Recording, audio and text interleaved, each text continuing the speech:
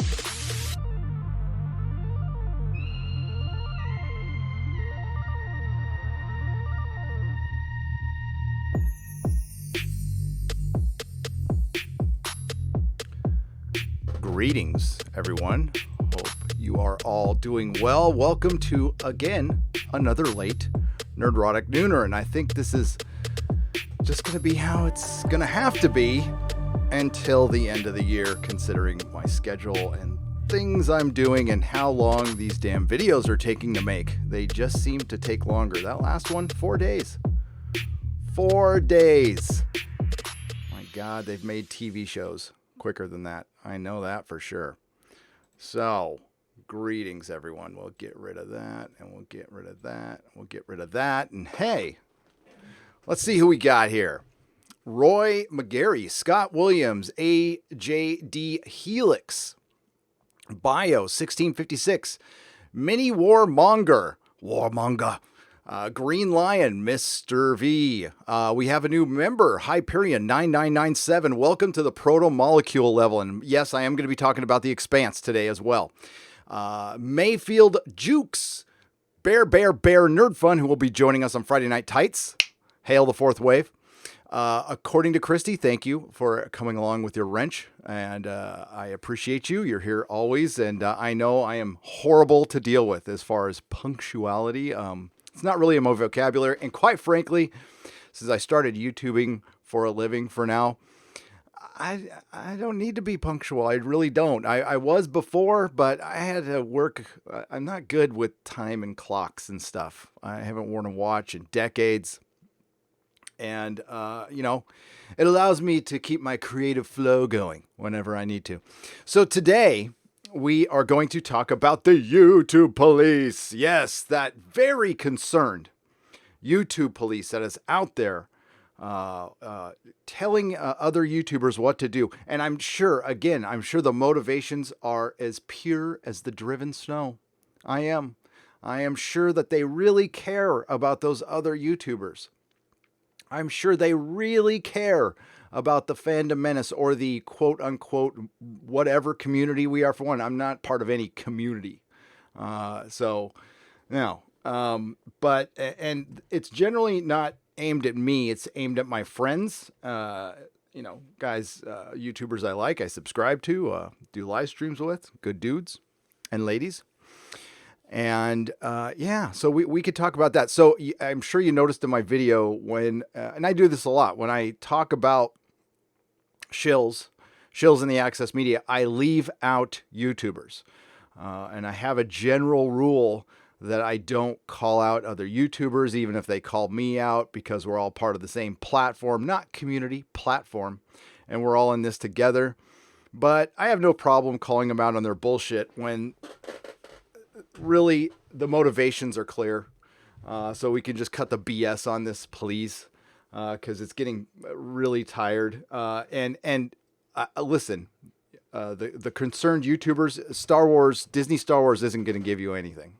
You're not going to get anything.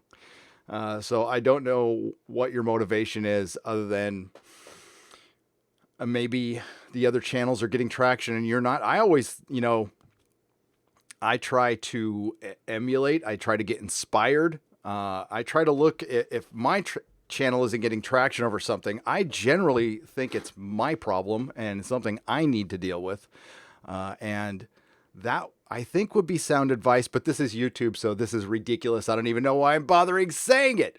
But especially every time Doomcock drops a video, my brother Doomcock, it triggers some people. And there's also some concern over spoilers. People putting out spoilers. There's a really groundbreaking maneuver you can do to avoid spoilers on YouTube. You don't have to click on it. You don't have to watch the video at all. I know it's really out of the box thinking, but you might want to try that. It really works. I don't know. I've always had, spoilers don't bother me. I like spoilers, and, but just for future reference, every single review I do has spoilers in it. So you know, I've stated that on my website. I state it everywhere. I do spoiler reviews. If I don't, I'll tell you in the title, but just assume it's going to be spoiled. So when I review The Expanse, I will be spoiling it. I'm working on my next video is a review for New Terra, which is the first episode of Expanse Season 4. I've already seen it. I saw it a couple months ago. And I'm finally putting together a review. I know that's crazy talk, right? I mean, you clicked on my face. You clicked on my face. So, well, it's not my face. I don't put my face on thumbnails. And I never will. You see enough of it in the videos. Trust me. Hail Doomcock. That's right. My good friend Doomcock. There will be no Exozone tomorrow. He's going to do his Friday night frolics tomorrow because of his schedule. And I will be doing a Nerdrotic Nooner tomorrow morning, probably pretty early. I'm also going to be covering The Mandalorian Friday morning at 8:30 a.m. Pacific time. And then, of course, there's Friday Night Tights, and Bear Nerd Fun is going to join us, and so is Odin and Comics Division, and probably Jeremy. Jeremy's never obligated to come, but he shows up to everyone, so I really appreciate him doing that. And a couple of other people, maybe I know I want to get Tug and Yellow Flash on together, and maybe we can do that. But I'm also going to try to get on, one of my patrons is going to come on for a segment this Friday. I haven't decided which one, but we'll figure it out. We're going to kind of do it in alphabetical order. We're also going to talk about, when that's done, I want to talk Viacom and CBS. I guess the merger is complete today. I don't know if it's official. It was put in Variety or something. So we're going to talk about Star Trek a little bit. It's not fun news. It's not good news. I'm sorry to say. And then I want to talk about Superman. Just Some Guy did an excellent video 3 days ago on this subject. Thought it was really good. I love that YouTuber. And Bounding into Comics has an article, and it's the Superman problem that Hollywood has. And it's a larger problem that Hollywood is going to be facing in the future because they are so jaded. They are so far off the path that I don't think they know how to write the simplest character to write. I mean, I could write a Superman story. The thing is, they self-censor now. They can't write a Superman story if they're going to stick with their political agendas. So we're not going to, believe me, when Jar Jar Abrams comes in, Superman will be, it'll be changing skin color. They'll do some gender, they'll do a swap of some kind. Trust me, that's happening. I have no inside information on that. I just know it's Jar Jar Abrams, and he'll do anything as long as he can rip somebody else off, in my opinion, for the story, or he'll probably just repurpose his crappy Superman script. But I love Superman, and it was mind-boggling for the longest time how Hollywood can't figure this character out. And then it just became clear, if you just watch any television of the last couple of years, it's very clear why they can't or won't write a good Superman story. What's up, Modalicious? How's it going? Stargate 404, Rhaegar Targaryen, Lily Patton, Gray Troll, Peter Han. Thank you again for joining the Nerdrotic Nooner. So I don't spend a ton of time on Twitter. I was poking in and out today. And I saw a little exchange between Odin and it was over. Mecha Random did a video talking about the leaks and the rumors, and a TV spot came out today that confirmed one part of the Reddit leaks that I went over in 2 videos ago.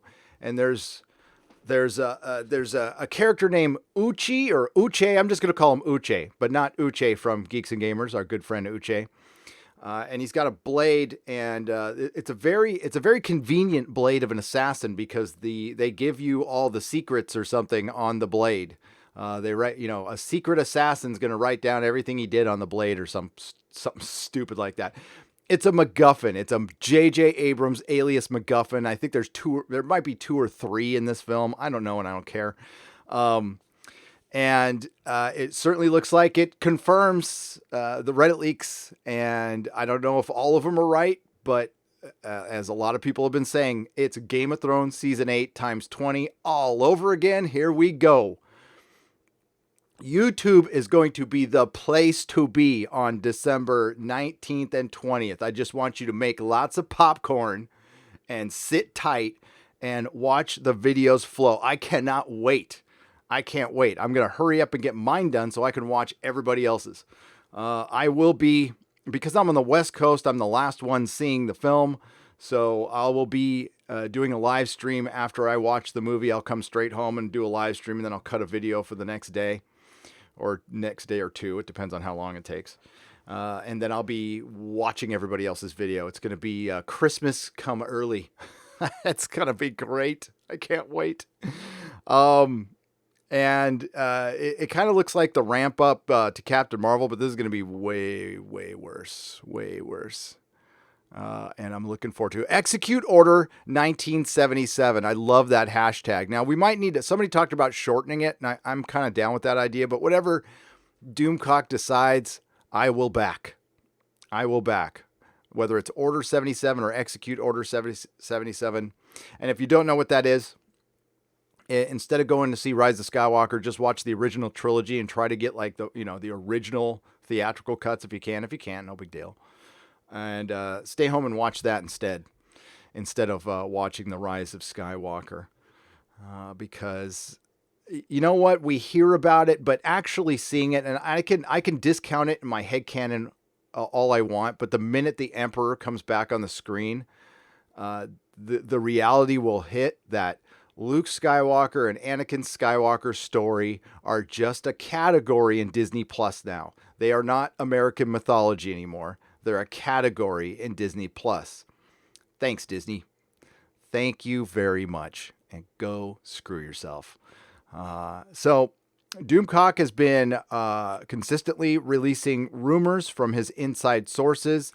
And while I have no knowledge of who these people are, I know one thing from Doomcock from knowing him over a year. Now, Doomcock does not need to make things up or wouldn't make things up. People genuinely send him stuff.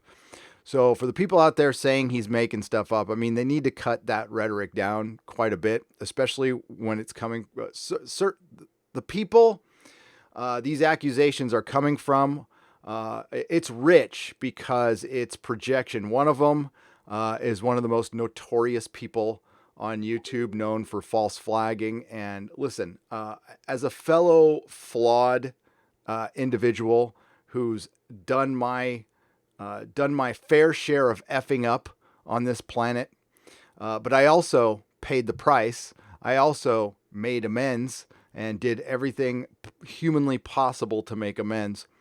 And you know what? That's some good unsolicited advice. If you do that, you're free. And it tends to make me less bitter, less likely to, I don't know, react to somebody you don't know and try to harm their channel by making false accusations. But I mean, it's right in line with this person. So, mocking somebody's religion on Twitter. So of course we're talking about Jarbo. And he mocked Odin's religion on Twitter. That freaking pissed me off. And I usually don't get involved in any of this stuff. I think it's lame. personally, and I think it's a waste of time. As a matter of fact, the last video I did, I was gonna make a tweet about it. I mentioned it in the video, and I'm like, why am I doing this? Why am I not making a video out of this? So that, I think that's good advice if for a new YouTuber or up and coming. Don't put your best stuff on Twitter. You know what? Save it for the platform that you're growing on. Twitter is a time suck. It's good for communication. It's good for kicks once in a while, but like it's. I think it will distract the hell out of me. It would, and it has in the past. That's why I try to stay away from it, because when Twitter just started, I was on it all the time, and then I quit it for a few years. Cold turkey. I don't think I had forgotten my password and hadn't jumped on it for at least 3 or 4 years. And if you wonder why it's called Nerdrotics, well, my old comic shop, when I left, I had changed it to Nerdrotic, but I had 2 accounts and I changed it on the wrong account, but I was going to change it back. And the old comic shop has not changed it. It's been almost 6 years. It's called the Comics Experience Outpost, but they're still using my name, and I'm pretty sure they're fully aware they're using it, and they want to keep it, so that's fine. So that's why mine's at Nerdrotics. But back to, Jarbo called out Mecha Random, and she was just reading an article. She was just talking about the leaks possibly being confirmed by that TV spot. And Jarbo chimed in and said it was like watching somebody work on a car who has no knowledge of mechanics or something, which is Rich coming out of Matt. I mean, I'm not sure what his skill set is, but I'm guessing, I don't know. Mecha Random is getting more traction than he is right now, so that might have something to do with it. Maybe he's got a problem with Mecha. I don't know. Mecha, I'm good with Mecha, and she was just reading an article. So, as far as the test screenings are concerned, I think if I don't know. So one of the rumors is. And Jeremy talked about this in a video too. One of the rumors is people walked out of the test screening. If I was pressed on that one, I would say I don't believe that. I would just think that if people were at a Star Wars press screening, they would, or a test screening. I'm sorry, not a press screening, a test screening. They would show a certain amount of class and not walk out. It would have to be horrifically bad. I've been to 5 or 6 friends and family screenings in the last, I don't know, since 2003.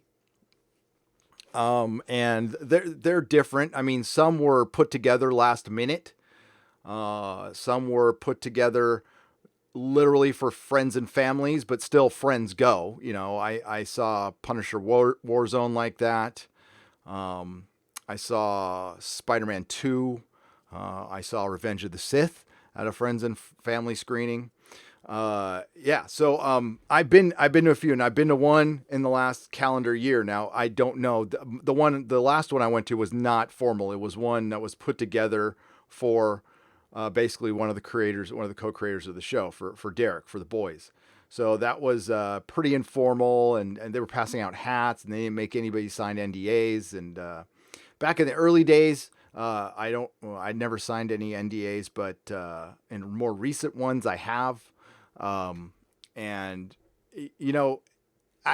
don't know. I think it might have been, I certainly believe there were test screenings. I can't believe that they would just, well, maybe they would, I don't know, make this movie by the seat of their pants and not show it to fresh eyes who aren't working on the film, to maybe get a feel of how the public feels about it. I don't know. That's something I could believe. I don't know, cause I'm not there. But I certainly don't know enough to discount what Doomcock is saying, and some of his rumors look to be kind of spot on, and some weren't, and that's the nature of rumors. But again, we are not bound by any ethical code, other than making sure we explain to you that these are rumors, that these certainly could not be true, which Doomcock has done every time because I've watched all of his videos, so I know that. And when I report a rumor, I do the same thing. And it shouldn't be anybody else's business, but this is YouTube. I understand they're going to make it their business, especially when it's channels who are having a hard time getting traction and connecting to their audience.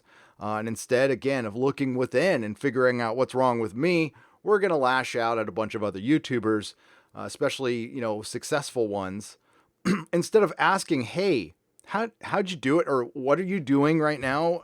And listen, every time I've asked somebody for help or advice, people have been happy to give it to me. I've never been blown off, not once. And anytime somebody asks me, I'm happy to tell you anything. I have no secrets. I'll tell you how I make my thumbnails.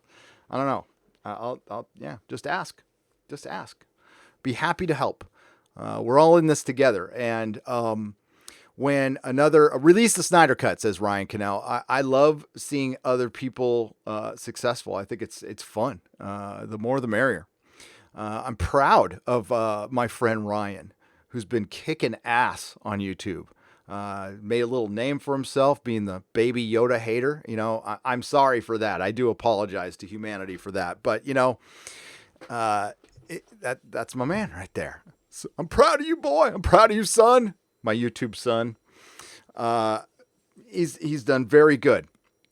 So coming out and bitching about people, spoilers, it's like, you know what? Focus on your own shite. And I don't know, being thirsty for attention. I mean, like, you're on YouTube, you're getting attention anyway. I mean, I don't know how much more you need. And if it's a traction thing, I don't know what to tell you. We're all going to hit ruts. I've hit a rut. I'll hit another one. I promise you I'll hit another one. There's ups and downs. I do not get too excited when things are going great, and I don't get too down when things stop. When I went to Italy, my channel, ground to a halt. I was in Italy. I was cool. I was like, I'm in Sicily for the first time. This is great. I hadn't been able to travel in so long. So, I figured, if I just make videos, the traction will start up again. And guess what? It did. Content. Content is what gets your channel going again. Consistent content, and try to be as honest as you can with the people. Riding on the fence, I don't know. I'll say what I like and don't like as a viewer. I don't mind channels that just provide news. They don't really have an opinion on anything. They just want to present stuff. I would say the best at it to me is Charlie at Emergency Awesome. I think he's one of the best YouTubers out there. He's like freaking like a machine. And his content hasn't really evolved that much over time, but it's still entertaining. It's still informative. And I wouldn't even call him a shill. I just think he genuinely likes pretty much everything. And you can tell. That's the kind of stuff you can tell. So yeah, I like Charlie a lot. I mean, I've never met him. I've been subscribed to his channel for a long time. I don't agree with his Watchmen reviews, but don't have to agree on everything.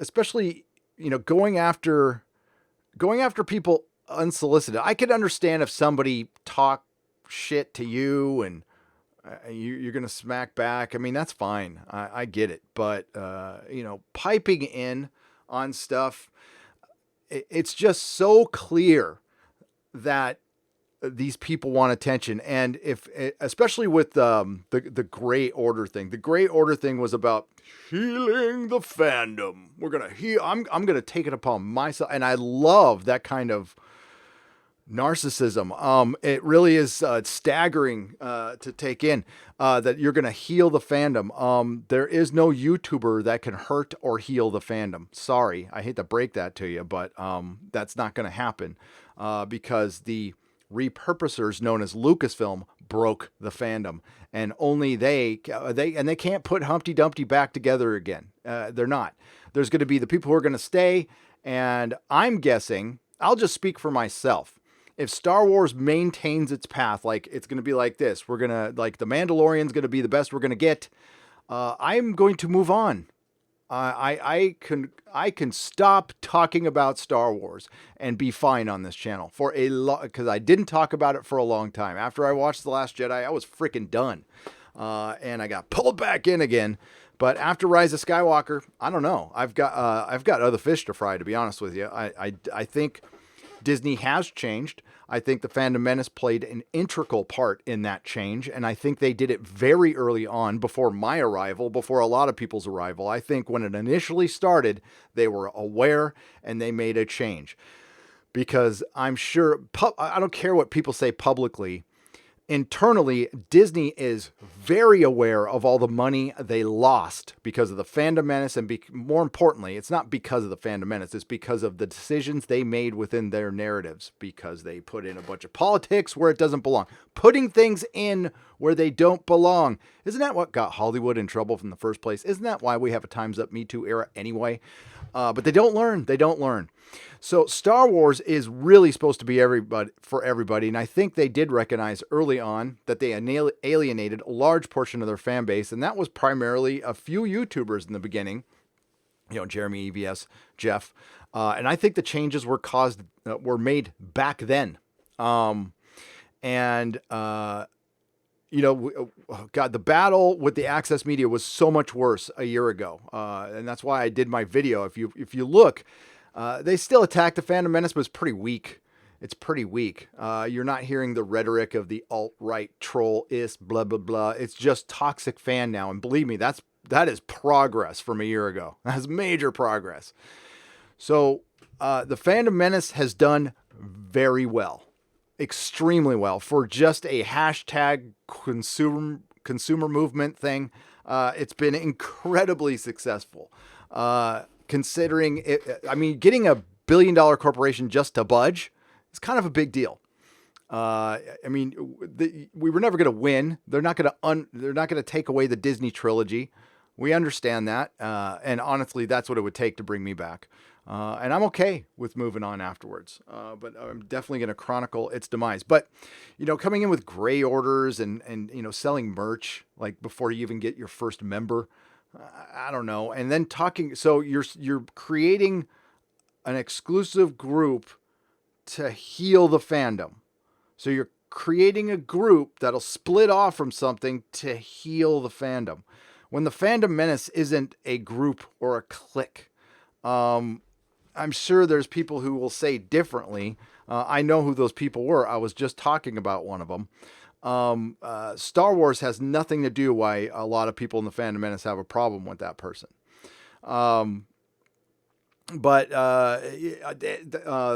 Counselor Nerds, was that his name? No, that was the Council of Geeks. I'm sorry. I forgot his name. But the gray order guy, but he would have been welcome in the Fandom Menace, but he made this big, I don't know if I can join. People told me not to. There's no join. There's no not joining. It's a hashtag. My channel is not Fandom Menace. I love the hashtag. I love the people in it, but I do my own thing. Nobody sends me marching orders. And yeah, that's it. But it's not going anywhere. Whether I move on from Star Wars or not, there's still the MCU Phase 4 that's coming up. Black Widow trailer looked pretty decent. You know what? But I'm not excited. I'm not like, I can't wait to see Black Widow. My first thought was like, she should have had a movie a long time ago. It's a prequel. And honestly, again, if I didn't have the channel, I'd probably wait for it on Blu-ray. I wouldn't run and see it in the theater. But yeah. But it didn't look bad. I guess some fake company was copyright striking my fellow YouTubers. That's why I didn't bother covering it. I'm like, no thanks. Saw the James Bond trailer. If you judge it objectively, the trailer was fine. But all the baggage that comes with this film, I don't think it'll be fine. I don't think. And again, thanks for being here, Ryan. What's up, Mark C? But yeah, if people want a YouTube police, that's fine. If that's what gets you a couple extra clicks, do what you got to do. But there's no long-term gain in that at all. That's just drama that people will be over and it'll be forgotten. And I would focus on like trying to find a good TV show to cover or something. Find a niche somewhere. whatever your passion is. But you actually got to have a passion for it, and you also kind of got to know what you're talking about. So that's why I thought it was rich that Jarbo called out Mecha Random. Because I question, a couple things. That's all. And the only reason I bring them up is apparently I got brought up in the Discord leaks. I don't know how the hell I got brought up, but I did. So what? That's great. That's awesome. Let's get to the chat. And I'm going to be going to my friend John F. Trent's Bounding into Comics. We're going to discuss that Superman article as well.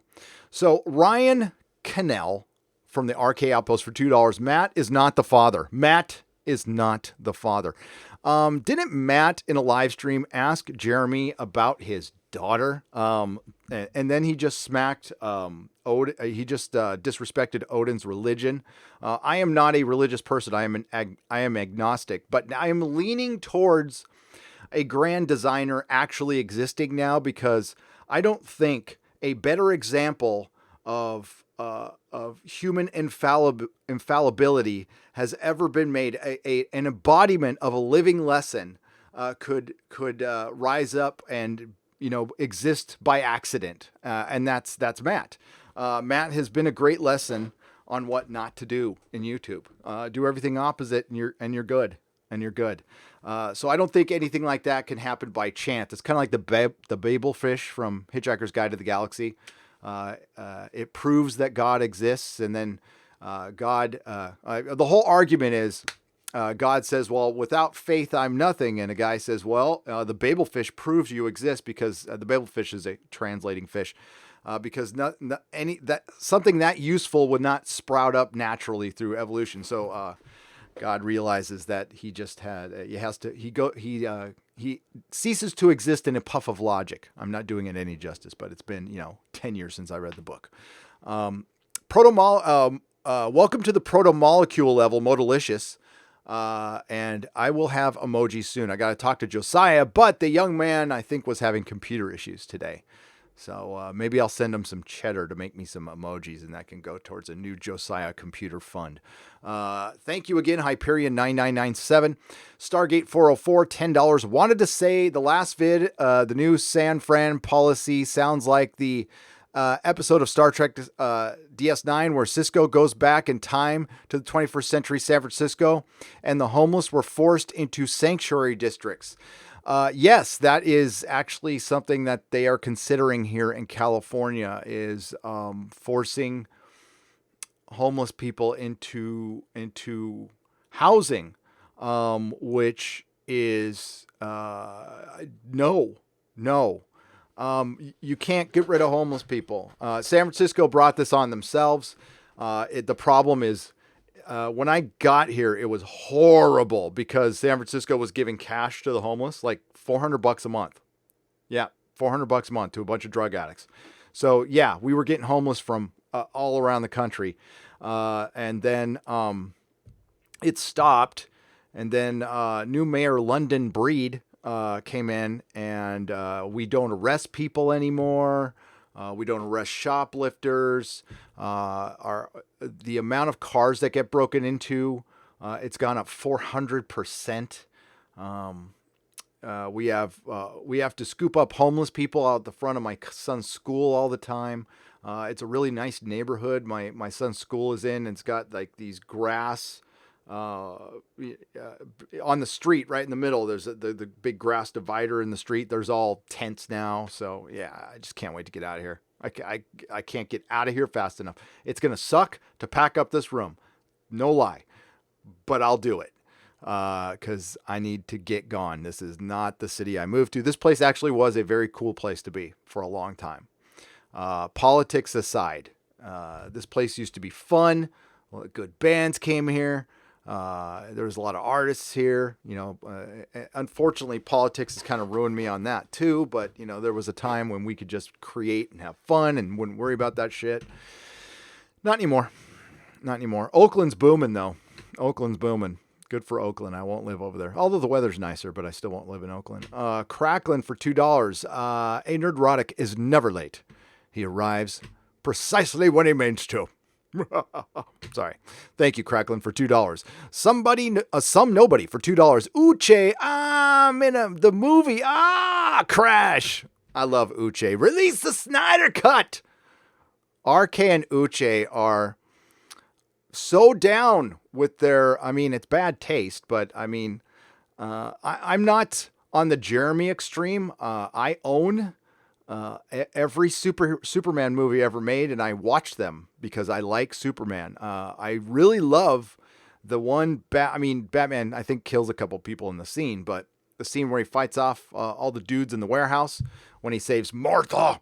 I love that scene. I do. I truly do. But I also like the plane crash scene in Superman Returns. I think that's epic. The rest of the movie sucks, but the plane crash scene is good. Scott Williams, thank you for becoming a Jaloja member. I will show you where the P corner is. Welcome, Scott. Can't wait for the Orville to come back. Seth, God bless your heart, man. I will just say, please, don't get political with your show. You're kind of right up against it, and it's perfect. It's fine. It's fine. Just stay there, man. Be funny. Write some good sci-fi, and you got a fan for life. AJD Helix for £5. John Williams' Episode 9 original soundtrack is going to be cut up and thrown in the Episode 9 trade wreck at random, not scored to picture. What? Are you serious? Because I'm going to get triggered. So they're just going to, it's not being scored to the picture. So he just recorded a soundtrack and they're just going to plop it in. Oh my God, that is sacrilege. That is, I don't know. Maybe they did that for the last two movies and it's news to me, but it's, it ceases being art. Then it's just a goddamn Star Wars widget. That's all it is. It's a Star Wars widget. Dark Stars, thank you for the bad news, AJD. Dark Star 76 for $10. None of the Rise of Skywalker trailers have gave me that feeling, you know what I mean? Like a kid. The only recent trailer that gave me that was the Expanse one from New York Comic Con. I saw it and it was totally giddy. Same here, Dark Star. That trailer is brilliant. It is. I could tell you right now, New Terra is one of the better Expanse episodes because you can see their budget like tripled. It's beautiful looking. It's a setup episode, but it's still one of the best episodes. I will be praising it mightily in my review. But they set up 2 seasons in that. Biggest disappointment though is the Expanse is not being released weekly, and that's a huge disappointment. So I'll say it right now. I think the Expanse only gets 5 seasons. I think that's it. I think Amazon will pull the plug because it's expensive, and it's Amazon's fault. And I was trying to tell them, and so was Doomcock, and so was the entire audience. The audience was saying, please release it weekly. Please. We want to podcast and give you free advertising, and just to get kind of ignored is annoying, is really annoying. They should know better. Their marketing team should know better. This was a grassroots movement that supposedly saved the show, and now you're not listening to people. There's no argument you can give me for the binge model being better. It's not. You can always binge after it comes out. You can't give me an argument that people talking about your show for 3 months isn't better than somebody talking about your show for a month. Not even that. Look at the boys. Boys made a huge mistake too. As a matter of fact, Derek Robertson texted me today, and I will text him back. Next season of The Boys should be released weekly. I'll tell him that. I'll give him my reasons. I mean, I don't think he's got any power. I think he's just an executive producer on the show, but he's the co-creator of the show, and he did the art on my banner. So Cosmic Crater Girl, that's drawn by Derek Robertson. If you're not aware of him, he's a comic book artist, and he drew Transmetropolitan, The Boys, Happy. He's a good dude. I've known him for a long time. He's a friend. And Yellow Flash, never forget that Matt Jarbrough is a false flagger, and I won't. I always said at the time that listen, everything's forgivable if you make amends. If you because that's something we have to do in recovery. And now sometimes it's not safe to do that. People are that mad at you, but you have to at least write a letter of amends and either try to get it to them or do it for yourself. Because you're actually doing it. I'm doing it for me. So I can be free of the guilt, and you got to make the best effort to make things okay at all times. And it's freeing. It frees you of that baggage, of the guilt, and you can move on and not, project so much, because that's all what this is. There's, very little out there that's unforgivable. There's a couple things that are pretty unforgivable, but even false flagging. And the thing is, I don't care what the rationalization is. You're going after people's income. And quite frankly, when people were talking about Matt, that was helping his channel. I mean, that was just pure free publicity for Matt. And quite frankly, he had people on his side up until that point. Yeah, it was lame to do. It was lame to do. And then, I don't know, man, all the lashing out at people and not being sorry. And I don't know the whole story, so I won't pretend to know the whole story. But listen, I know what it's like when the baby's born and you don't sleep and you go a little crazy. I understand that. I do. I wouldn't try to take away somebody's income because they said some mean things to me. People say mean things. They do. Sucks. Just ignore it. That's what I do. Thank you for standing up for Odin, says Paola RL for £1.99. I meant to do it on Twitter too, but I got sidetracked and then I was driving, so I'm going to just do it on my platform. And Paola, you're welcome. Odin is my friend, and I will stand up for Odin. So you know what? If Odin says something dumb and somebody smacks him down, that's fine. I'm not going to, that's part of life, and Odin's man enough to take it. But bringing up his religion, I think is a low blow. But consider the source on that one. So thank you, Paola. And Paola, thank you for rocking the Nerdrotic shirt. That was a great picture. I retweeted it. Thank you for your support. You're awesome. Yellow Flash, you're awesome too. Thank you very much for the $2. Paradox Comics for $5. So when did Ray find One-Eye Willie's doubloon? Palpatine's Sith dagger. Jar Jar Abrams is ripping off the Goonies now? Yes. Is this going to be the Goonies, Harry Potter? Everything. Star Trek fans have been saying this for years. The dude doesn't have an original bone in his body. He was anointed the next Spielberg by Spielberg instead of the fandom. The fandom will listen. Zack Snyder is a more talented director than Jar Jar Abrams. Fact. Why? There's Snyder movies I enjoy. And there's one Jar Jar Abrams movie I enjoy. One. And it's and I can't enjoy it anymore, but it's 2009 Star Trek. Nicholas Horton for £2. Hail Gary, have you seen the Bond trailer? I have.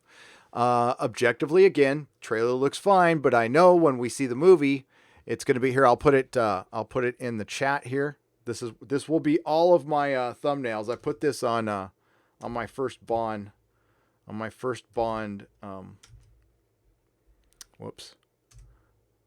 Video that I did.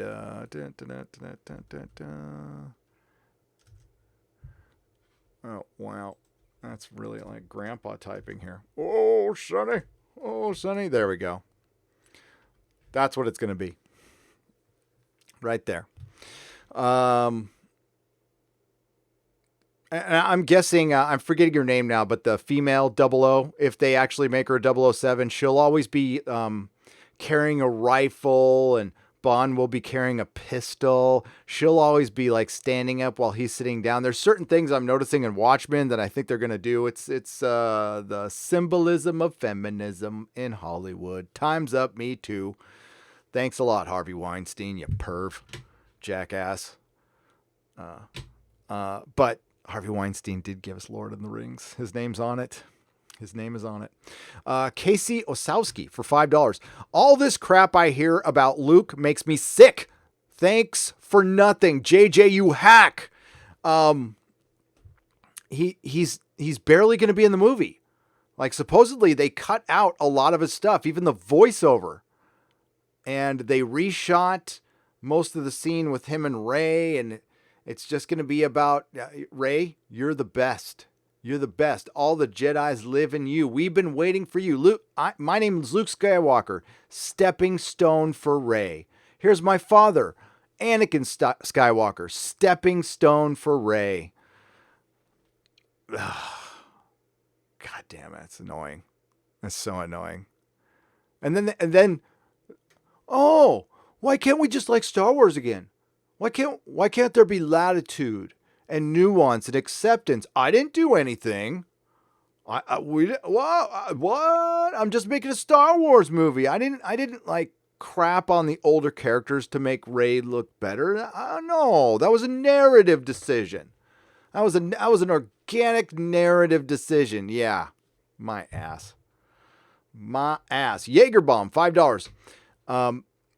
Saw Dave McCrae video saying YouTubers are profiting on hate, need Soywalker to fail, and are disgrace to journalists. I understand if you'd skip it. Oh, I'll watch it.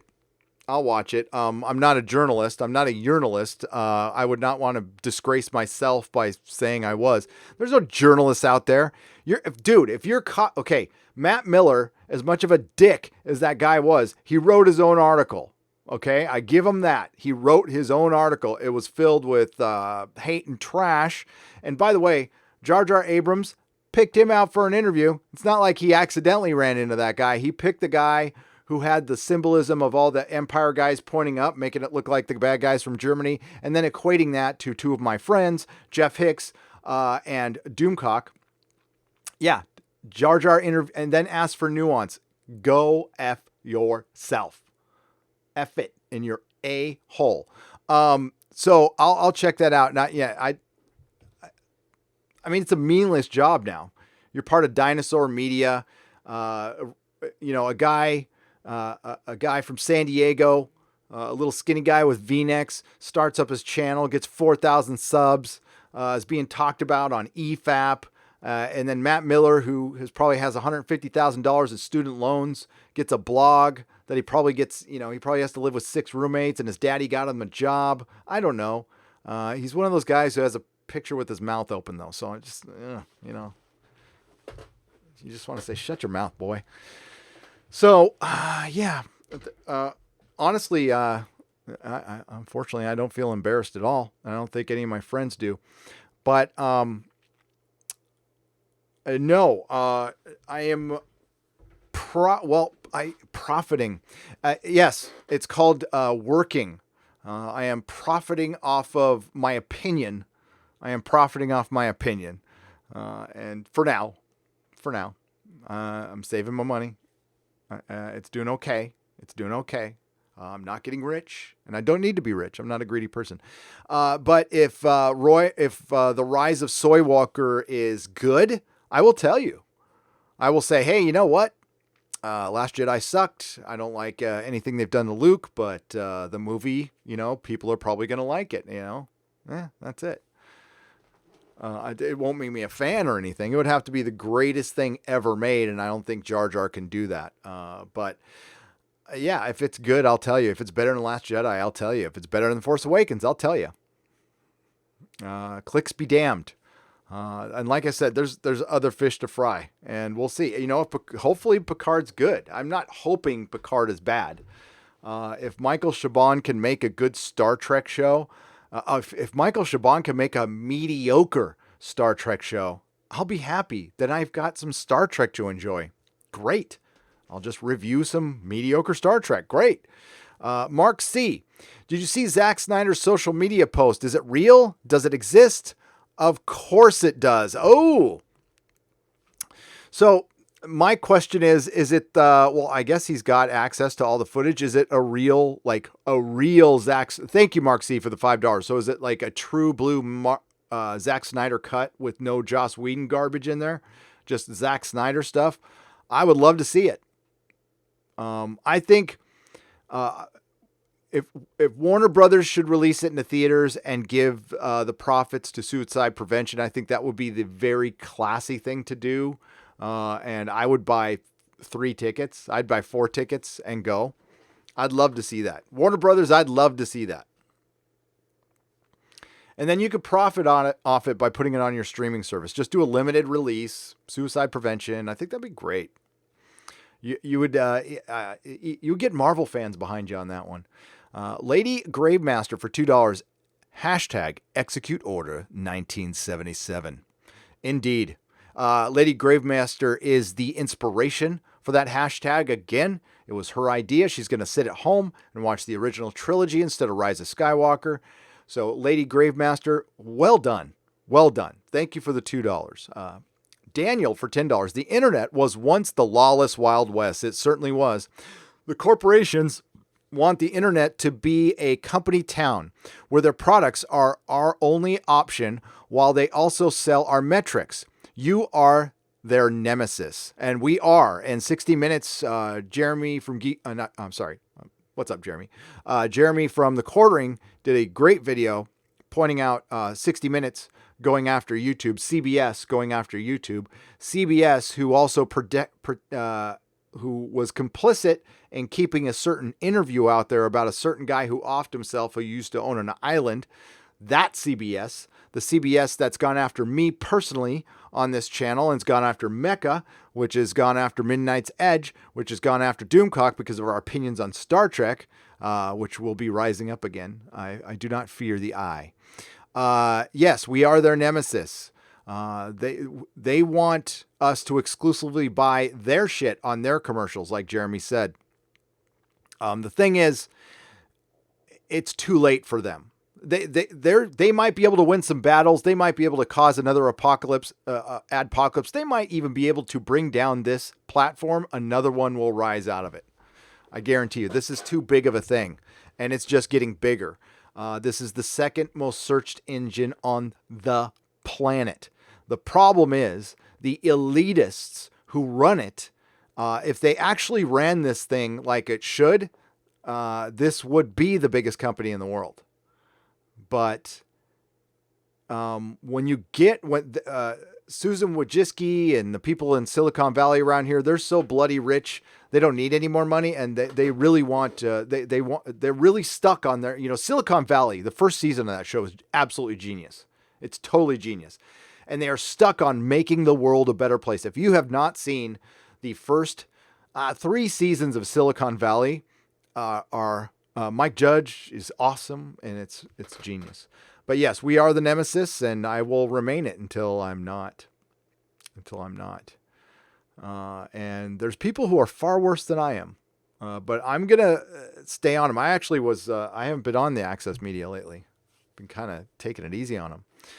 Nettle Nerds for $2. Wow, didn't a different guy try that 80 years ago?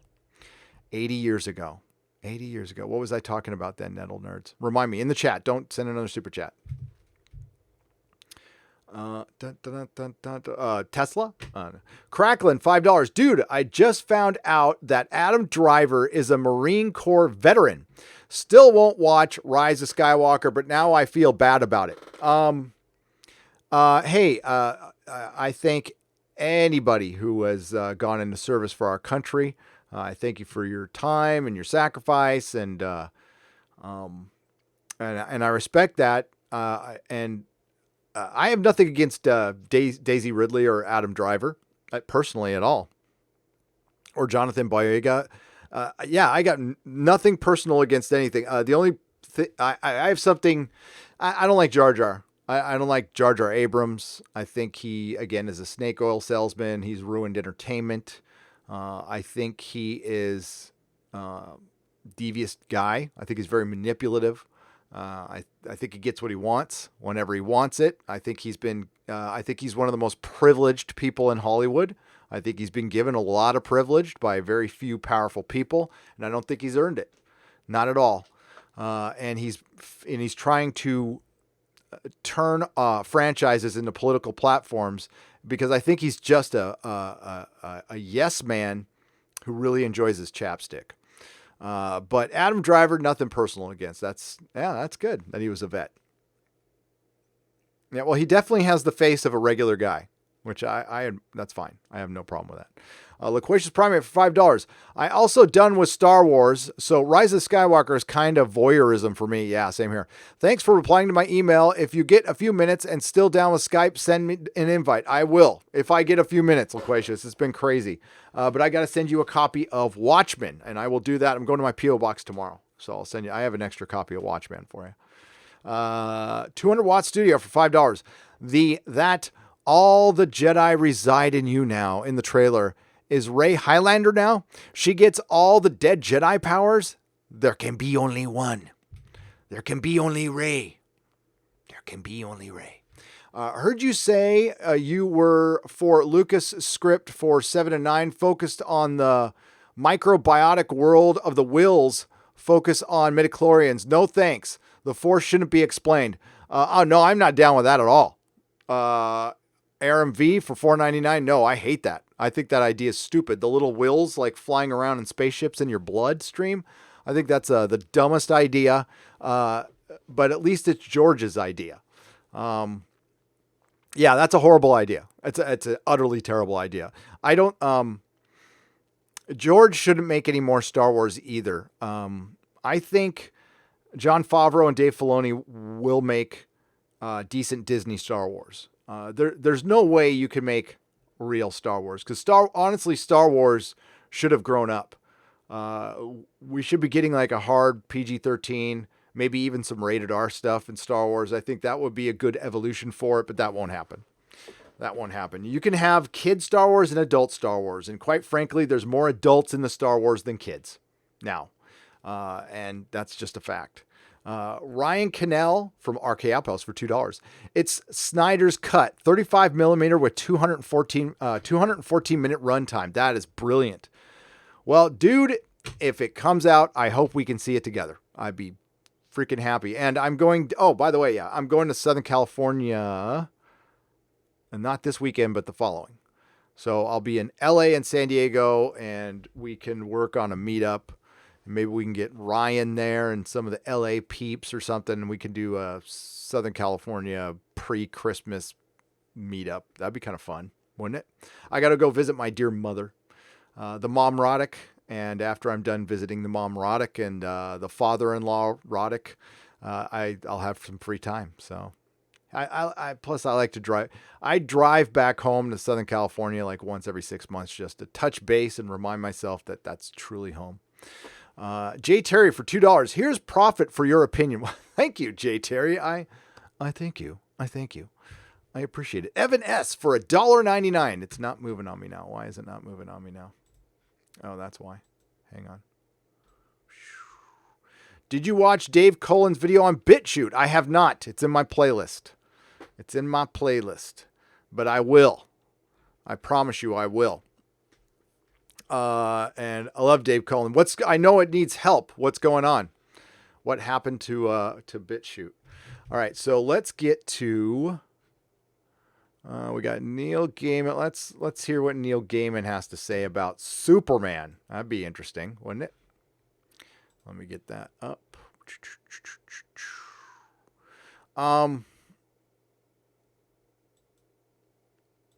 Whoa! What the hell? There we go. Oh, we don't want to do that one. We want to do this one. Sorry. I clicked on the wrong thing.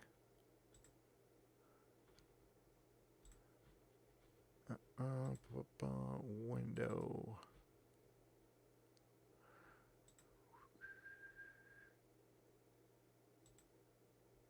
Oh, it's not coming. Hang on.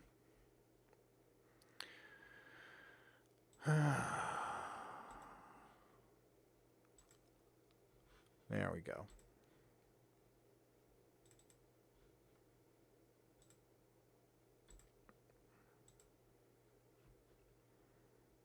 That's probably going to be off to the side. There we go. All right. Sorry for the silence there. I had to concentrate. It's very hard for me sometimes.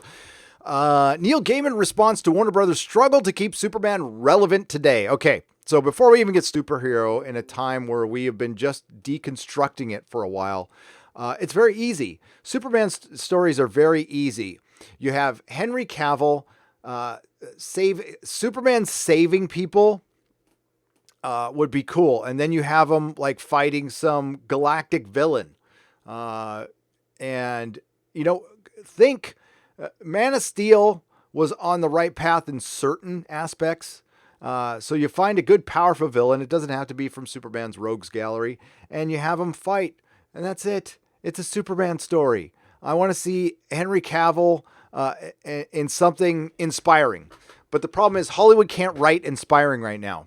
Superman would have to beat his son. He would have to have a son to beat or drink or, something. Because we cannot portray a white male mentoring anybody right now. It's just not in the cards for Hollywood. They are self-censoring, and that's why a lot of the stuff sucks right now. And it won't stop there. It's gonna go to all males at some point, and it's starting to creep that way. Variety laid out what's ahead on Warner Brothers and DC films in the wake of Joker, and the first look signing of Jar Jar Abrams. Batman, Harley Quinn, cartoon sucked. Potentially other villains and even Green Lantern have something in the pipeline, and Superman kind of got lost in the conversation. The studio apparently has no idea how to make Superman relevant to modern audiences. This sounds exactly like Doctor Who ran out of ideas for Christmas specials. You know who runs out of ideas for Christmas specials? Weirdo elitists. And may the Big Blue on hiatus for the next few years. What a waste.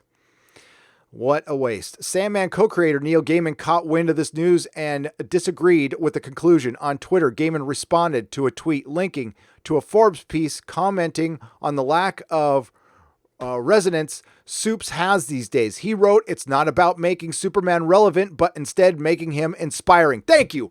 Thank you, Neil, because Superman is timeless.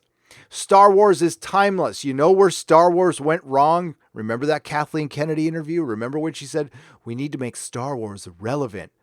The most popular franchise on the planet needed to become relevant.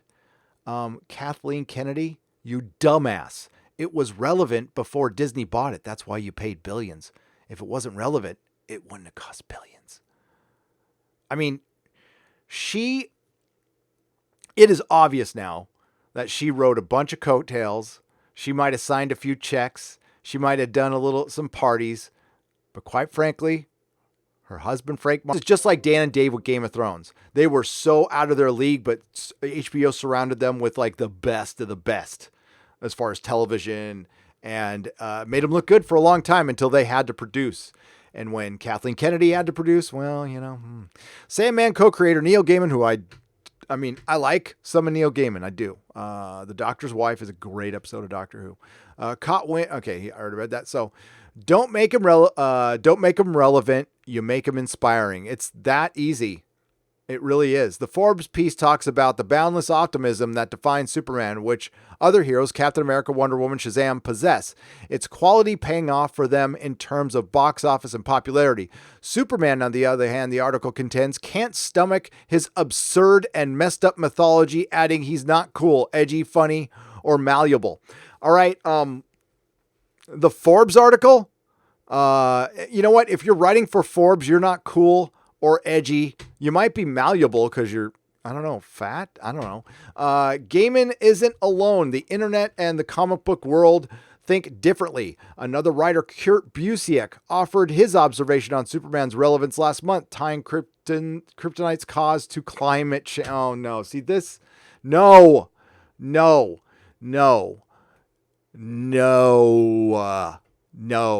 How dare you? How dare you, Superman? How can we make Superman relevant today? Not have Kurt Busiek write about him.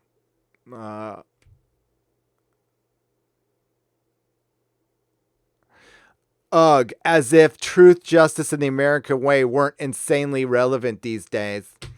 Phil Jimenez. He's a good artist.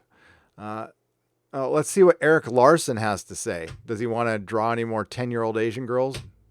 Pour milk on them and whatever the hell he's doing. He's an ethical, principled man fighting against corruption. He's never been more relevant. He's Mr. Smith meets George Bailey and the Circus Lights. I can see that. Yep. Oh boy, man, this is a quite, John, you've got, is this John? John, did you do this one? These are all, no, it's JB Augustin. Okay. Patton Oswalt is a comedian I used to love and just can't anymore. What? Make it super gritty, kind of early 70s Scorsese style. He failed reporter or something, and Lois Lane is just a figment of his imagination, and call it super. I hate Patton Oswalt now. There isn't a storage of pitches of possibility for new Superman movies. Warner, yeah, there is. There is a Matthew Vaughn wanted to make one. Let him do it. With Abrams as confirmed, he's tried to get a film based on the property up and away since 2004. WB almost met with Michael B. Jordan. He has his own ideas yet to be publicized. Not that it matters. They didn't come on to agreement and don't sound like they'll bother looking for a director or writer, regardless of Jordan's schedule. And there's still Henry, the cape is still mine, Cavill. He never truly was fired or walked away despite appearances and his silence since Justice League came out. Moreover, after working with Christopher McQuarrie on Mission Impossible Fallout, they went to Warner to pitch Man of Steel 2, which I am down to see. According to McQuarrie, there was no takers for the original idea. He wrote the following rather scathing remarks on Twitter in July, later takedown. Too complicated to explain.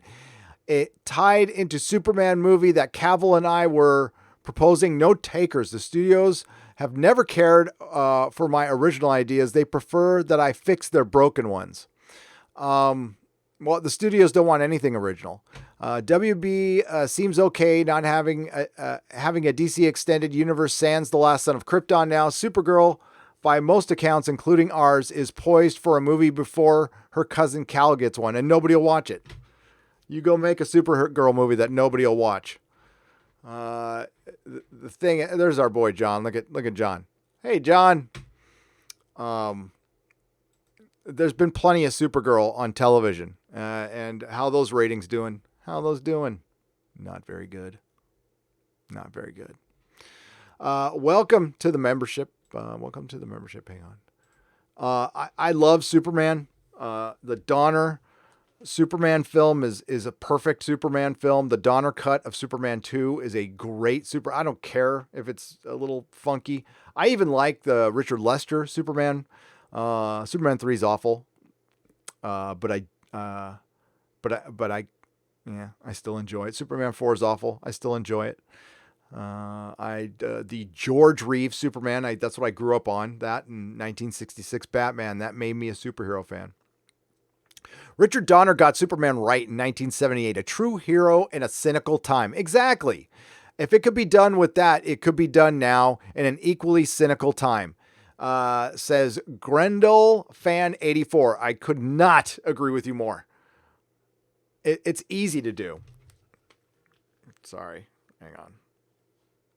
That was a notification from outside. That is, oh, look. Yes. Sorry, I'm replying to let's chat soon. Okay, so I'm going to chat soon with Derek. Yeah, I've got a GoFundMe going for my store. I'm thinking of adding, Tug suggested this, and I'm going to take the suggestion. I'm going to add a little giveaway with it. So I'm going to see if I can get a commissioned art piece that's exclusive that I can get, like, make copies of, prints, and signed by a big time artist. And we'll see if we can make that part of it. Corporate coin for Australian $2. Thank you for the donation. I appreciate it. AJD Helix is a member of the Proto Molecule level. Thank you, my friend. Thank you so much. Dan Reese for Australian $2. Can't wait for episode 9, The Rise of Poodoo, to crash. Exactly. I can't either. I can't either. Stargate 404, Bay Area born and raised, but I'm living in Cali too. I just can't take it anymore. Glad to have you, Gary, as company. California Exodus. It's happening. Thank you for the $5. And listen, I'm going to make a promise to the state I'm going to. I will not bring California politics with me. I will happily stay within the parameters of your state's politics and be grateful to have them and free of California right now, because it sucks. I like it here a lot. This is a cool state. We've got everything here, everything, but there's no turning around.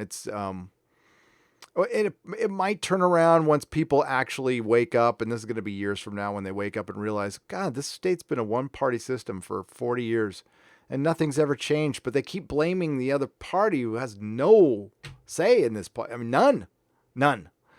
Yeah. And San Francisco's even worse. Justin Walsh for $5. I'm not as angry as other folks over how bad the trilogy is, but I gotta say your channel is awesome. You're super genuine. Keep up the great work. Justin Walsh, thank you very much. I appreciate that. I am glad I am genuine. I don't want to be a fake ass faker. Don't. It's going to get me in trouble someday though. It's going to get me in trouble. I'm going to rub somebody wrong. I always do. When The Expanse comes out, I'm going to warn y'all, if you haven't seen it, I highly recommend it, by the way. But if you're somebody who's just like sick to death of 2019, if you know what I'm saying, you're going to see that show and go, wait a minute, there's a bunch of girl bosses in it. There always was. And when they do it, it makes sense. So there is a big badass woman called Bobby Draper, but in the books, she's Samoan. She's 6'3". She's 250 pounds. And she's a trained Marine. And they don't super Mary Sue her up. She's pretty serious. She doesn't have much of a personality, but it's a good character. It's a good written character in the books. They've done an okay job in the show. I'll say this is the one case where I'll say the books did a better job than the show. They also have one of the best characters, who's the president of the UN. It's a woman named Christian Avasarala. And she's a foul-mouthed Indian, or it's Indian. And she runs the UN. And this is what's cool about The Expanse. So imagine planet Earth. It's 300 years from now. Imagine planet Earth being run by the United Nations, but a realistic version of it, not like some utopia. No, things are shitty. You either have to work for a giant corporation or the military, or you're on a thing called BASIC. So half of planet Earth, due to a climate crisis, Earth had to unite under the United Nations. And half the planet is on welfare. It's on a thing called BASIC. And it's really a grim view of what it would be like if the United Nations took over. And I appreciate that. And it's written by people who you would think would be rah, rah, rah, but they're realistic. And that's true sci-fi. That's creativity over my petty personal political beliefs. And it's good. It's really good. I reckon Doomcock's going to get targeted, maybe sued by Disney and Chili's because he won't accept crap entertainment. Joe Go for £5. So if Disney wanted to sue one of us, they could.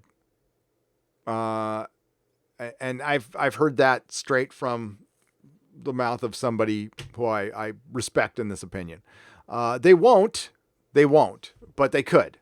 Their lawyers are clever enough. They could certainly just pick out one of us and make an example of us and completely shut us down. Probably get our channels taken down if they wanted to. I mean, they're freaking Disney. All they have to do is probably call Susan Wojcicki and said, you know what, get rid of the so-and-so, channel's gone without explanation. And there's some rule that they can cite. But they don't. So I'm not going to give them credit for that, but they don't. It would legitimize everybody though. Every other channel would align with this other channel, help this other channel out, because that's what the Fandom Menace does. We don't, listen, people in the Fandom Menace will call out other YouTubers, but 90% of the time it is when they are poked first. Just saying. So, but we help each other. You know, if when Ivan got his channel pulled down, we tweet, we try to contact YouTube, we try to do things. You know, if somebody, I don't know if I'd help Jarbo, but if anybody else asked for help, even somebody who's been critical of me, I'd help. I'd help them. We can't be, I mean, listen, for one, I'll say it again. The one thing Freddie Prinze Jr. said that made sense is, you know, I'm older than he is, but it's like I'm 50. Mean tweets don't hurt me. And one piece of criticism doesn't hurt me, and it wouldn't make me not want to help another human being. Matt G for $1. Thank you for the donation. I appreciate it. Tones Review for Australian $5. Hey, Gary, just doing this for a shout out. Of course. Oh, and I feel Baby Yoda will certainly bring the normies to the man, to the man. I'm just calling it the man, not the Mando. This is the way. You have spoken. So Tones Review, is that a channel? Let me check it out. Oh, that's weird. Yeah, YouTube just says in a few days they're going to be scrubbing subscribers. So if you guys could please make sure, just over the next few days, keep an eye on the bell and all your favorite YouTubers, not just me, all your favorite YouTubers. YouTube is doing their, every couple months, they clean out the bots and old accounts, and there's always collateral damage. I mean, always. So please make sure you're still subscribed. There's going to be a lot of YouTubers crying in a couple days because they're going to lose, like, depending on the size of your channel. Like the last time I lost 600 subs, which, you know, hey, I don't like losing one, but you know, it happens. But, yeah. Here, I'm trying to get to, let me do it in a new window, open link in a new window. It's not letting me go there for some reason, but, check out Tones Review. If you try to find me on Twitter, and I'll share it on Twitter. Sam Whiskey for $1.99. Hey, Gary, what's your opinion on digital comics? I think they're great free with your printed pamphlet. Digital comics will never, ever, ever carry the industry. Ever. Because the nature of the comic industry is it's not a big industry, and the people who are in the comics are not generally wealthy. It is the hobby of mid to lower middle class. So you're going to have a lot of people who have the propensity to pirate these comics. I'm not judging. I'm just stating a fact. I lost customers at the store because they were eternal college kids, you know, guys in their 30s, girls in their 30s who were, you know, lifetime students, been going to school long enough to become a doctor, but they don't have a degree. You know, listen, I have friends like that, no judgment, but that was a few of my customers, and they would bail out because they just couldn't afford it because they're living off of student loans, and they pirated their comics. Okay, fine. But eventually they came back. So once something hits digital, and believe me, Hollywood's going to find this out, it's free for anybody who wants to take it. I'm not telling anybody anything new here. So digital comics will never work. It's a tactile experience. You got to touch it, feel it. You can't collect digital comics. It would be there'll always be comic books, but it's never going to be what it once was. The retail industry is just, we're just going to watch it die at this point. There'll always be shops that last. And quite frankly, if you go back to the old school formula of not carrying new comics and just carry old comics and toys and vintage stuff, and you find a good place, a good market, a good niche market, if you can, own the building, don't rent it, own it, you could be there forever. You'll be fine. It's like a vinyl store. I mean, there's vinyl stores in San Francisco that have been around for years, and they don't rely on new content at all. And almost that's the way it should be. I think I even was too guilty of just being too reliant on Diamond and the new comic books. And it forces you into becoming a real shop. Otherwise, you're just a Diamond retail shop. Now it's going to be back to the old days, honestly. Comic shop retailers are going to have to do their homework. They're going to have to look into the Indiegogos. They're going to have to find a place to go. They're going to have to pay attention to Ethan's channel. They're going to have to find people like Tug. They're going to have to... A comic shop needs to be connected to YouTube right now to survive. Every comic shop should have a YouTube channel, and don't don't start one that's, here are my top 10 comics for Wednesday. It's Wednesday, everybody. Here are my top 10 comics. Marvel, DC. Don't do that. Hire somebody with a personality, start a podcast. I mean, that's why Nerdrotic started. So, but none of them did it. Because honestly, a lot of comic shop owners are boring as hell. They are. I love them to death. I do.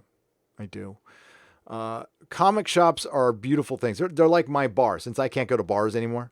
Problem is there's the one I like and I would hang out here in San Francisco is a little too far away, and I can't go back to my old store. It's just, nah. It's too heartbreaking because I go back to it, and I've gone back a couple times, and it just looks damn near the same as the day I left it. And yeah, almost been better to just close it instead of sell it, but that's the way it goes. Hyperion 5182 for $5. Gary, I feel like you and Hambly and Poole and a lot of others need to host a panel at CPAC 2020. Please do that. They need to hear this. I would be happy to. That is some mighty big company. I don't know if I would be small potatoes in that. But I'd go watch. I like Tim Poole. I like Hambly.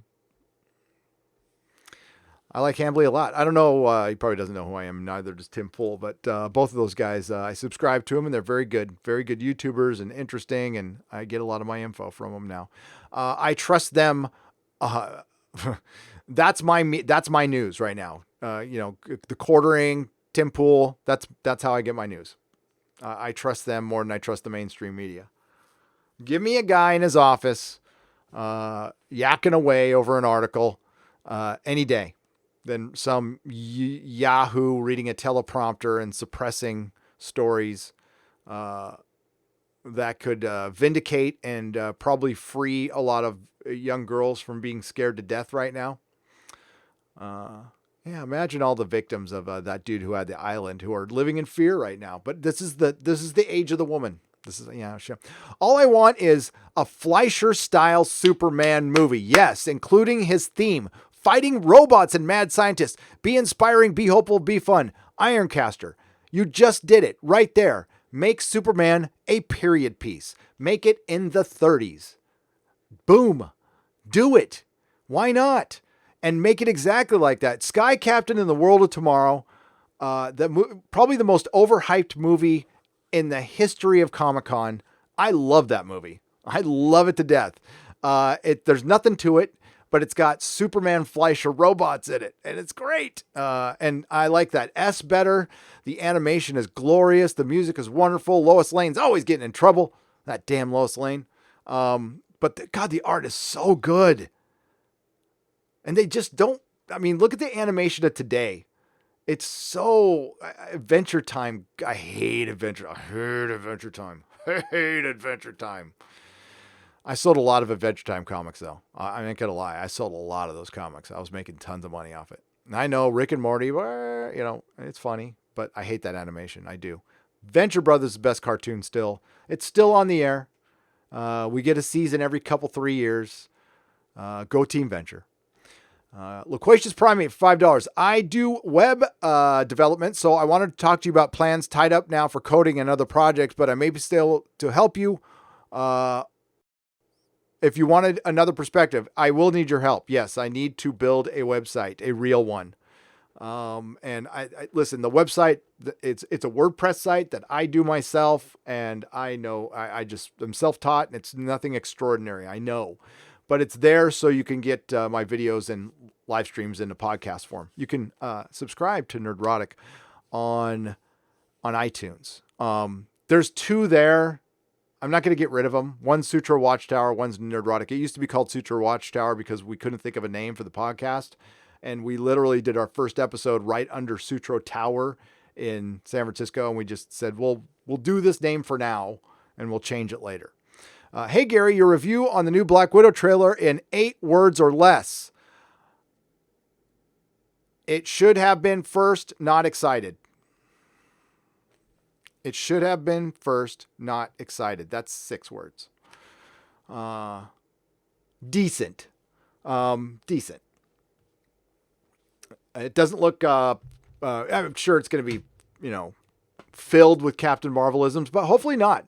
If it's like Winter Soldier, cool, but I wanted a hard R Black Widow where she's like, slicing throats open, like Daredevil Season 1. Daredevil Season 1 is the best thing Marvel's ever produced. Ever. And that is a fact to me anyway. But thank you, Ironcaster, Loquacious Primate, and TM Martin. Hi, TM Martin. They did ScarJo wrong, TM. She should have had a movie years ago. And Kevin Feige can blame Perlmutter all he wants, but Kevin Feige's been in charge for years now, and he could have done one too. And now we get a fracking prequel. I'm sick to death of prequels. Done with prequels.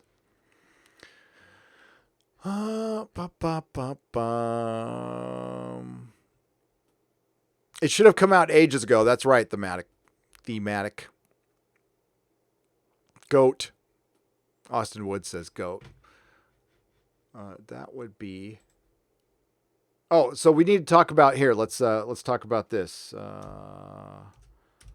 Some very sexy corporate news concerning Star Trek. Viacom merger.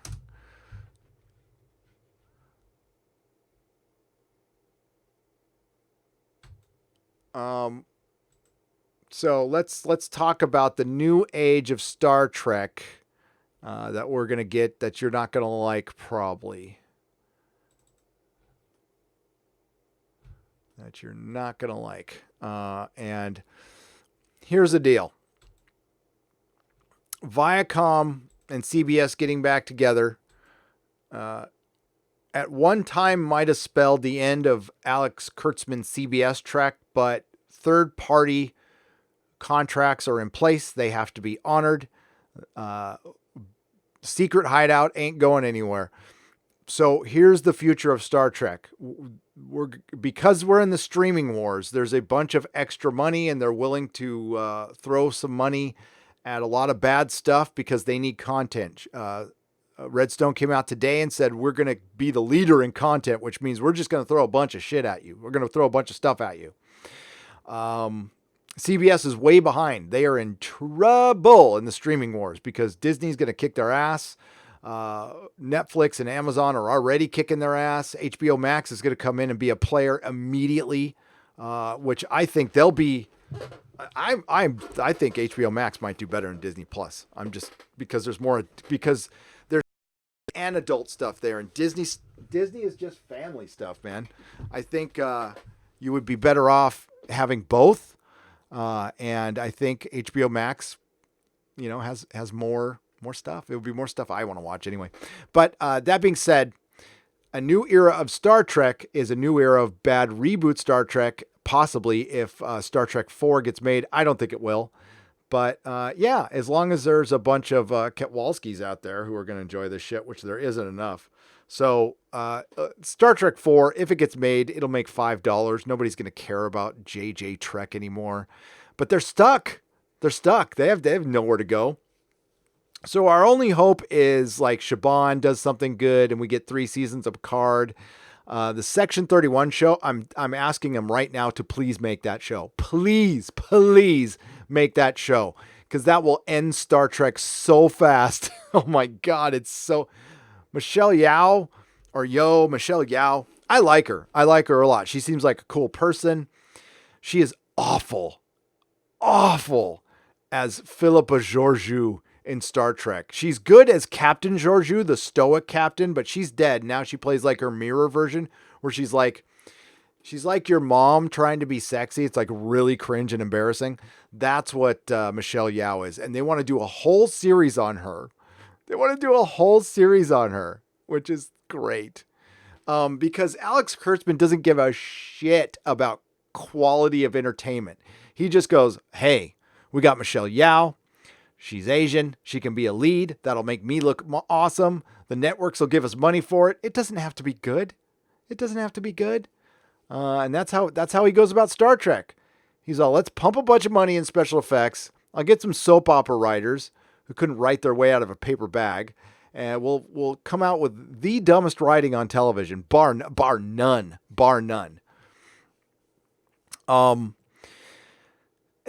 Okay, for example, if Mahler was to if he was to review one episode of Star Trek Discovery, it would take him 8 hours.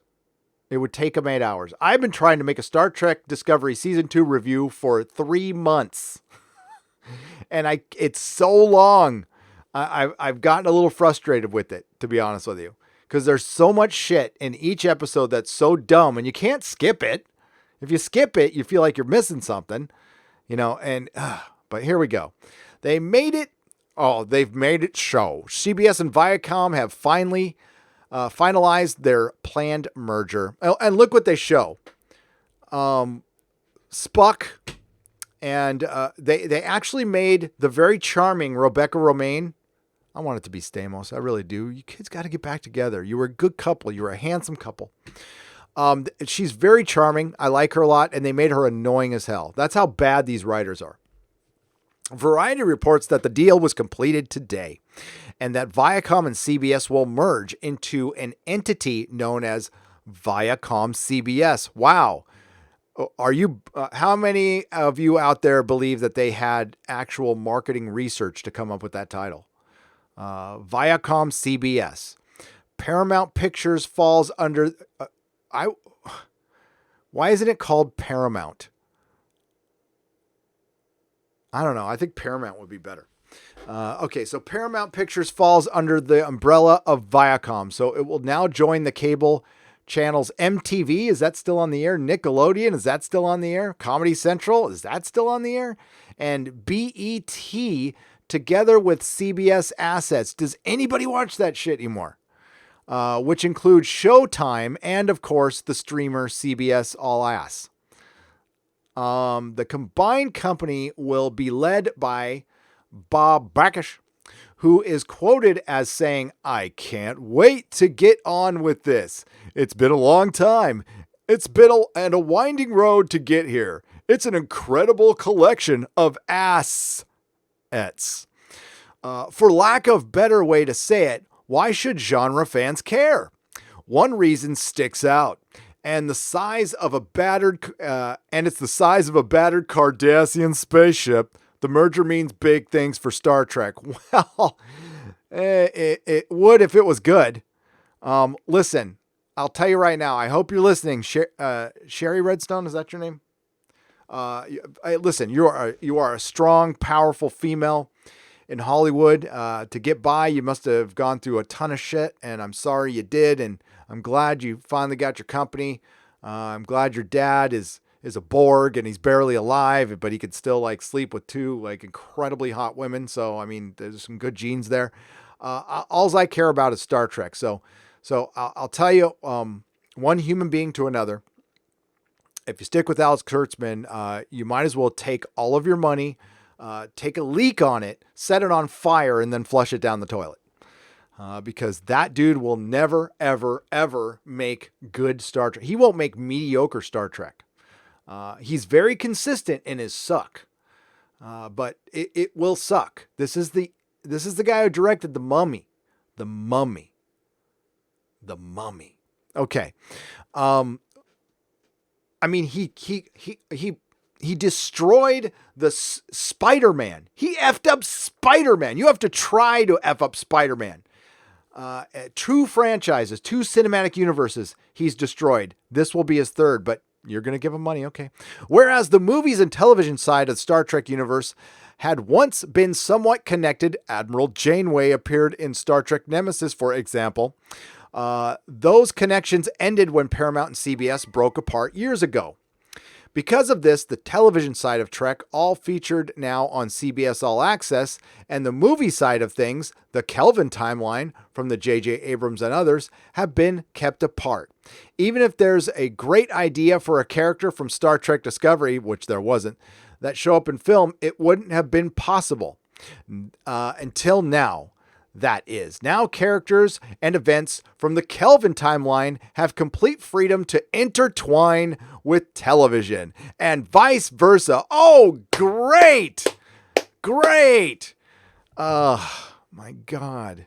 We can take a piece of snot and then a piece of poop and put it together and now it could be like a smegma sandwich. Additionally, characters that have shown up on television of late are quite popular. Anson Mounts Pike and crew. I love how they pointed out. They pointed out Pike and not Michael Burnham. Take that, Kurtzman. Oh my God. Oh, that's great. Could theoretically have a potential to show up in films and even have a film all to themselves. There's one key thing here. It's a word. It's a single word. Desire. Is there any desire from the fandom to have an Anson Mount Captain Pike movie that wouldn't like make 10 million in its opening weekend? I'm going to say no. And I like Anson Mount. Hell on Wheels was good.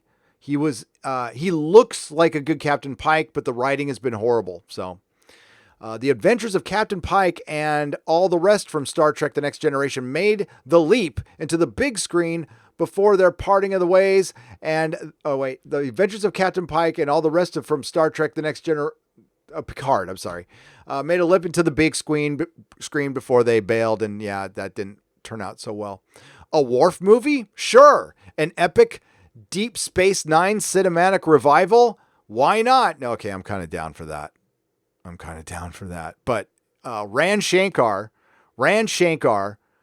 who's running The Expanse, you give it to him. Or Ronald D. Moore. Every Trek Doctor, Ethan Peck Spock, no. And the dog from Enterprise, mixing it up in the Kelvin timeline on the big screen, weird. But if they wanted it, they could do it.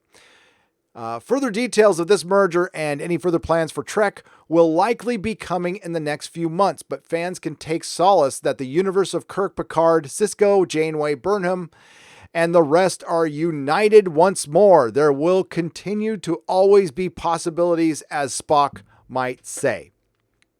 Here's the problem. Alex Kurtzman has driven it into the dirt, and you're going to stick with him. So, okay, make some movies.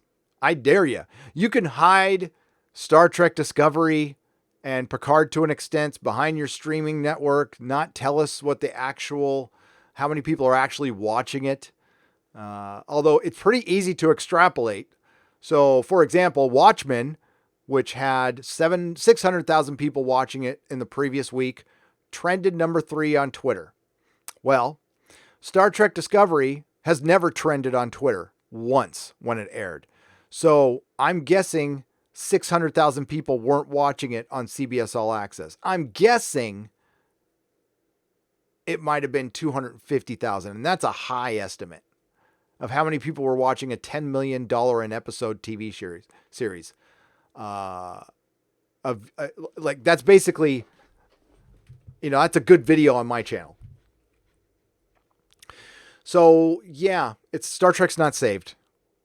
I wish it were. Now, if they come in and I wouldn't be surprised if we hear that, because they're stuck with Alex Kurtzman. They unless they want to buy him out, or they bring in somebody else to supervise him, maybe create a new position. I don't know, but he's under contract. Secret Hideout's under contract. So, okay, I double dog dare you. Redstone and Viacom and CBS, make Section 30. You know what? Make Section 31 the movie. Let's see how it does. You know what? Make Star Trek Discovery the movie. Let's see how it does. Make it. I would give it a $150 million budget. Let's see what happens. You know what? Captain Pike show would probably do pretty well. Why won't you do it? You guys know the answer. It's the same reason they won't do a Superman movie. So, yeah, go ahead. Go ahead, please. Please. I need content for next year. I'll probably be done talking about Star Wars. We'll see, unless, I'll need content, and I appreciate it.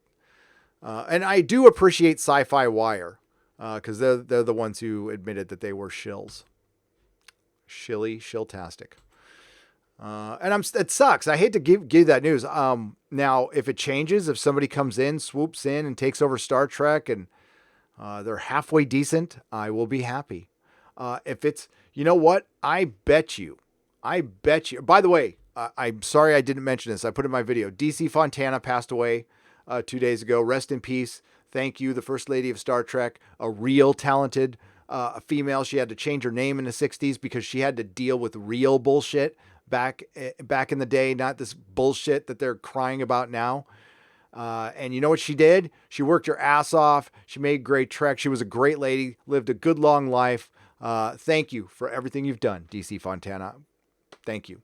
So, and now we got the piss ants crying about this shit now. So if somebody comes in, I bet you there is a woman out there. I bet you there's a lot of women out there that know more Star Trek than Alex Kurtzman. So go find one of them, please, to run Star Trek. I don't care what's in their pants. I don't care what skin color they are. I just want them to know a lot about Star Trek. And I want them to be talented. And I want them to write good Star Trek for everyone. And not this mean, partisan hackery that we've been getting on CBS all ass. Okay, so if you don't want to believe me, that's fine. But remember, like, I'm in agreement with Red Letter Media, Robert Meyer Burnett, a lot of people on this issue that probably wouldn't agree with me on shit outside of that. And we're in agreement over Star Trek. That's how bad things have gotten.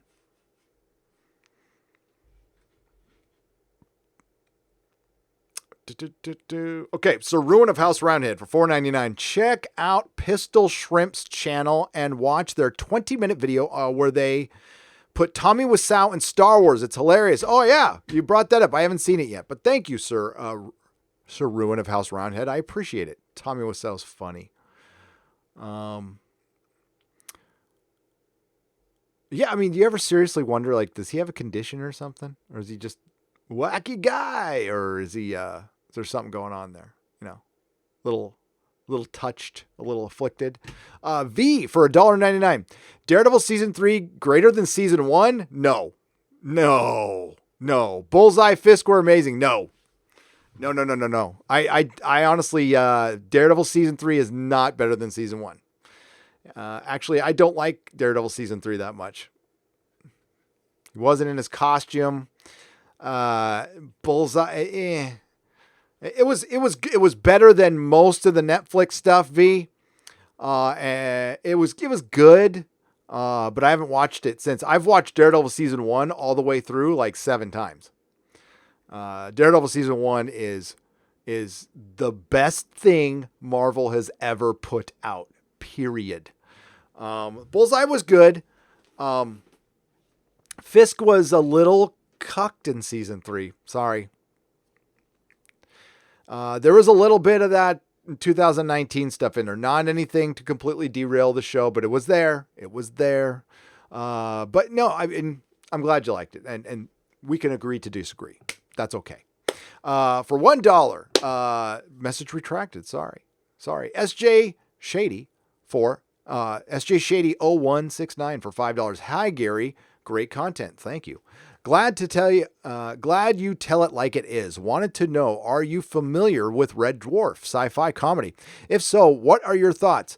I am familiar. I'm not super familiar though. I probably should get familiar though. So many people love that show.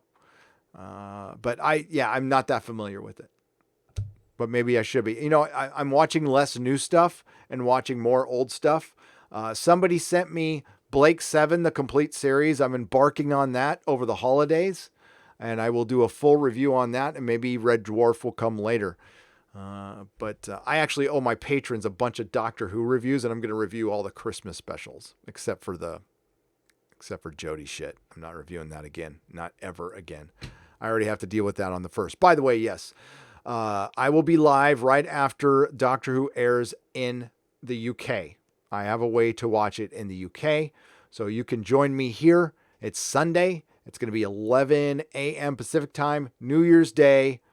We're reviewing Spy Hard or whatever it's called. Yeah, Doctor Who. Series 12. Rock Flanagan for 666. The super chat of the beast. Thank you. I agree. Paramount would be a better name. Paramount Entertainment Group. Epstein didn't take the coward's way out, but hell welcomes him. Yes, it does. And may he burn forever, eternally. And may his friends follow him soon. And may they be exposed and humiliated and made, God, I would love to see justice, but it won't happen. We'll hear about it after, when it's too late. Lloyd for $2. About time for bed. Got to work at 6 a.m. till noon. Oh, Lloyd. Well, have a good day at work tomorrow. I'll be thinking about you, man. Thank you. Good night. Fizzanthrope for $5. Gary, all these franchises need the Days of Future Past ending. The main character wakes up and everything bad is reset to before the suck. I agree with that. And that's why I genuinely like that movie. And I know it's a Bryan Singer joint, but I just like to think Matthew Vaughn was involved, not Matt Reeves. Matthew Vaughn's a great director. He should be doing a superhero movie. Jay Terry for $5. Maybe a super genius puppets Hollywood and releases all the trash so that the fans hate woke culture so much. The real art never suffers, but probably not. I know. You mean just let it all, like, I think that's what 2019 is. I think the floodgates of woke garbage have been opened and dropped upon us. And so many things. I thought 2018 was bad. Woo! Boy, is that wrong. AKA Blonded for $5. Hi. Glad I caught up with you tonight. Thanks for the words about DC Fontana, the First Lady of Star Trek. You are AKA Blonded. You're welcome. I am sorry I didn't say it sooner. I put her at the end of my video, and Doomcock made a great tweet about her, and go check it out. And yeah, it was a bummer to hear that. Actually, my insider told me, and he's the one who told me today about the Viacom merger. And he's also the one who told me that don't get our hopes up. Third-party contracts are going to be honored, and there is going to be nothing changing with Star Trek anytime soon. Now, that could change. I hope it does. I do know that Alex Kurtzman was... I'm blanking on his name now. A Les Moonves guy. And Sherry Redstone doesn't like Les Moonves people. So that might be, I mean, she might, like anybody's fireable. There's no contract that's eternal. They could fire Alex Kurtzman and bring somebody in and Sherry, do it. Do it. I'm telling you right now, there's people in our chat who could write better Star Trek than Alex Kurtzman with their eyes closed, asleep. Okay, we have been on for, I can go for 10 more minutes. I'll go for 2 hours. Sorry, you know what? Yeah, I really like doing the Nooner, and I know it's been really inconsistent. I've gotten all your emails, and a lot of people are mad because I stopped doing them. I'm going to be doing more around the first of the year. I'm going to really, really try to get it back to 11 a.m. Pacific time, 2 to 3 times a week. So there will be a Nooner tomorrow. I'm not even planning on making a video until maybe Friday tomorrow night, I'm going on television. I'm going to be on Creature Features. So let me get you to their YouTube site, but it is a local TV station called Coffee TV 20 here in the Bay Area. And it's a real TV station, but it's barely one. It's got 2 shows that I know of. It's got Dance Party USA or Bay Area or something. And every weekend, a bunch of San Franciscans get together and dance on television. And then at night on Saturday, they have Creature Features, which used to be a Bay Area show with Bob Wilkins. I wasn't here. And he's famous here, and he used to, do the horror. He would introduce like B schlock movies on television. So it got brought back by our good friend Vince Van Dahl, stage name, and Tangela and Winston, and it's out of Santa Rosa. And they are going to interview me tomorrow. So it's being taped tomorrow, and then it's going to air probably right around Christmas, a little before, a little after. I'm not sure. I've been on the show before. Let me get to the YouTube channel. I'll put it in the link. But I'm going to be talking about the Fandom Menace to the Bay Area. To the Bay Area. So, Vince is he's a sympathizer. So I'm not going to it's not going to be one of those interviews. No, it's a fun interview. And here we go. So here's their channel. You can go check it out. It's Creature Features. They got 8,000 subs. They could use a few more subs, but they just air on, they simulcast it on the YouTube channel, and it airs Sunday night. Tangela's extremely hot. So there's that. But yeah, I'll be there. I'm going to be recording tomorrow at 6:30 p.m. So I'll let you guys know. Keep it on my Twitter. I'll probably do a video from there. The set is cool as hell. And yeah, it's just a little local TV show. But they asked me on when I had 20,000 subs. It was like, I'm still happy. It was so weird. It's so weird. I'm doing this stupid show for my room. I should be embarrassed by all means. I mean, look at all these action figures. It's like a 50-year-old guy. It should be embarrassed, but I'm not. That's the thing. I don't care. It's fun. Yeah. And it turns into this shit. It's weird. It's surreal. But it's all because of you guys. You guys are awesome.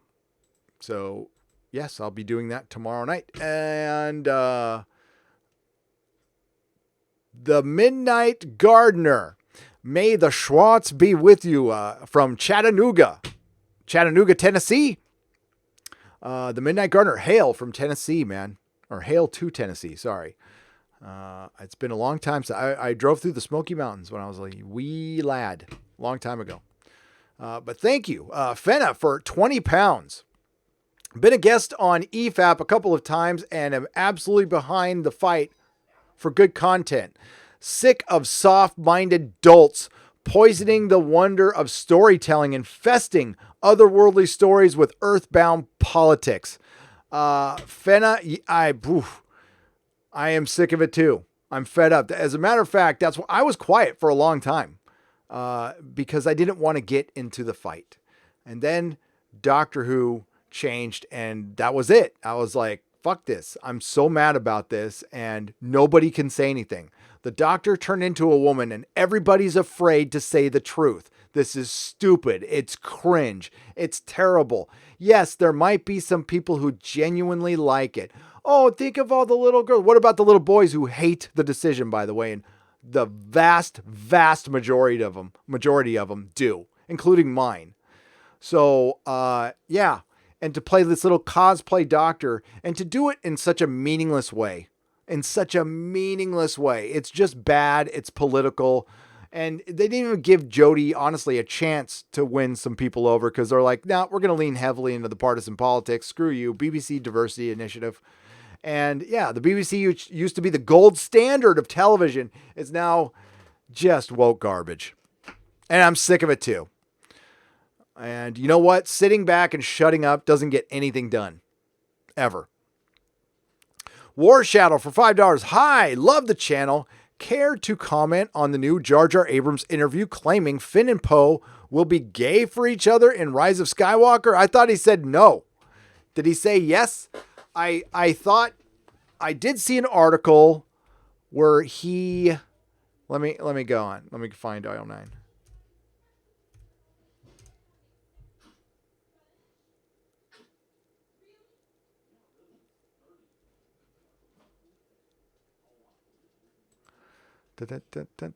I'm looking for this article that I saw on, it's freaking IO9. Oh, that's pretty cool. Oh, whoa.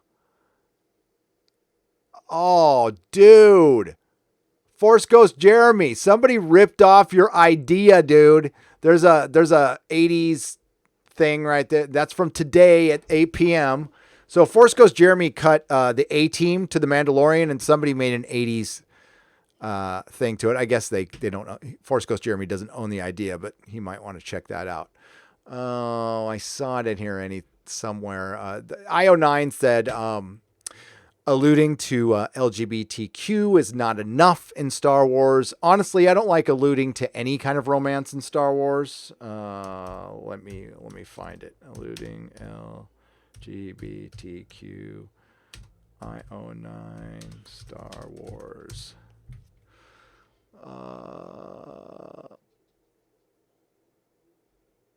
Is that it right there? Okay, yeah. Oh, they changed the headline. Or no, they wrote multiple articles. Okay, of course they did. Of course they did. Hang on just a second. Oh my God.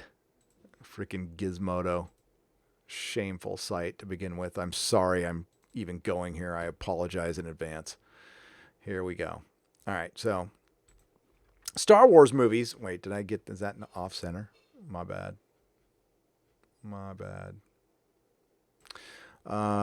Star Wars movies should be so far beyond teasing LGBTQ representation at this point. Says James Whitebrook. Because I need to know who's getting it on in Star Wars.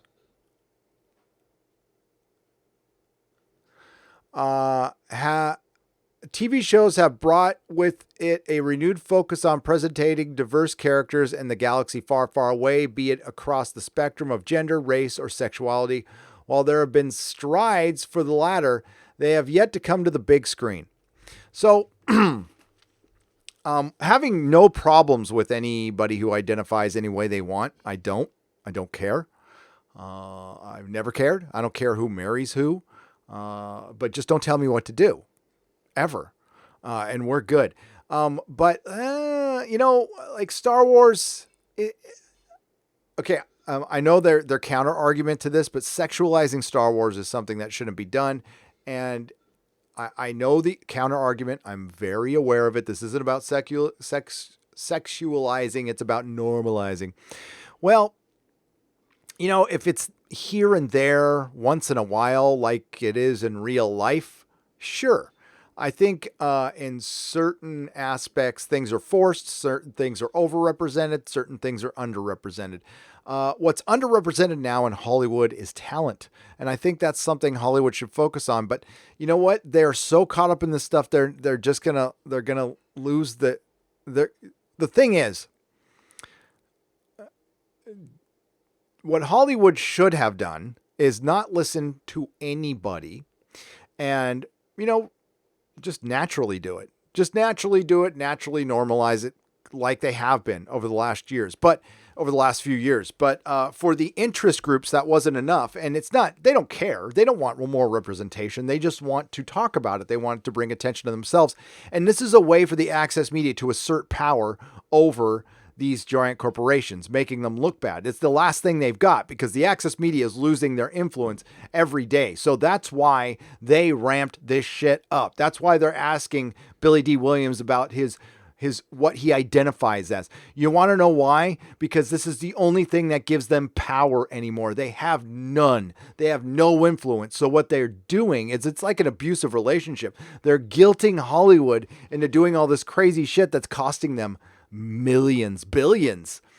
They're like, oh my God, because they would just be scared to death of being accused. Used to be one of my favorite sites.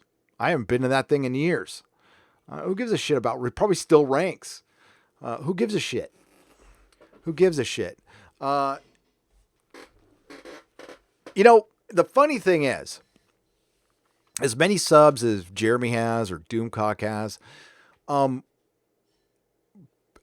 think a lot of people just don't sub, because when I was at New York Comic Con and Star Trek Las Vegas and San Diego Comic Con, everybody knew who Jeremy was, who Doomcock was to a certain extent. I got pulled off the street in New York, which was weird. But I mean, it doesn't matter. It doesn't matter. But Hollywood is bending the knee to them so much. And I think that's a huge part of this. Huge fucking part of this. And they need to just stop. and start making entertainment. You do it naturally. Everybody's happy. These people will never, ever, ever be happy. You know what? The Fandom Menace, it wouldn't take much for the Fandom Menace to be happy. You fire Kathleen Kennedy, Alex Kurtzman, the Fandom Menace would probably be pretty fucking happy the next day.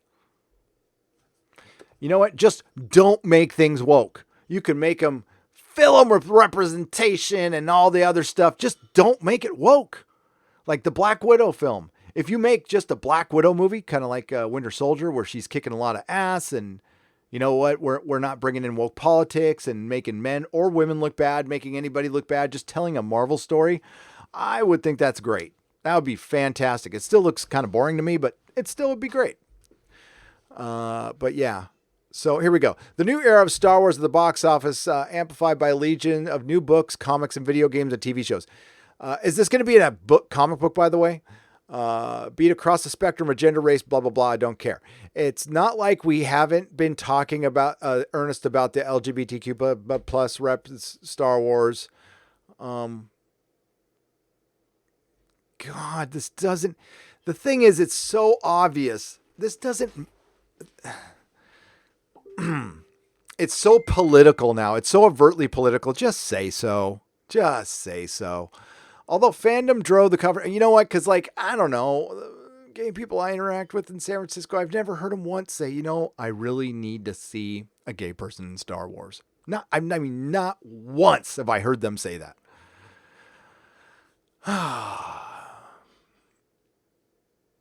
You know, we need more. Never mind. I won't say that. That'll get me in trouble. Repeatedly talked about the reaction of Finn Poe or Storm Pilot, blah, blah, blah, Force. 4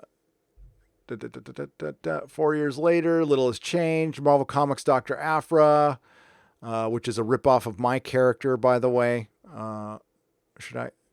Cosmic Crater Girl, the girl that's on my banner. If you look at the original picture of her, Dr. Aphra is a total ripoff of that. I'm just saying.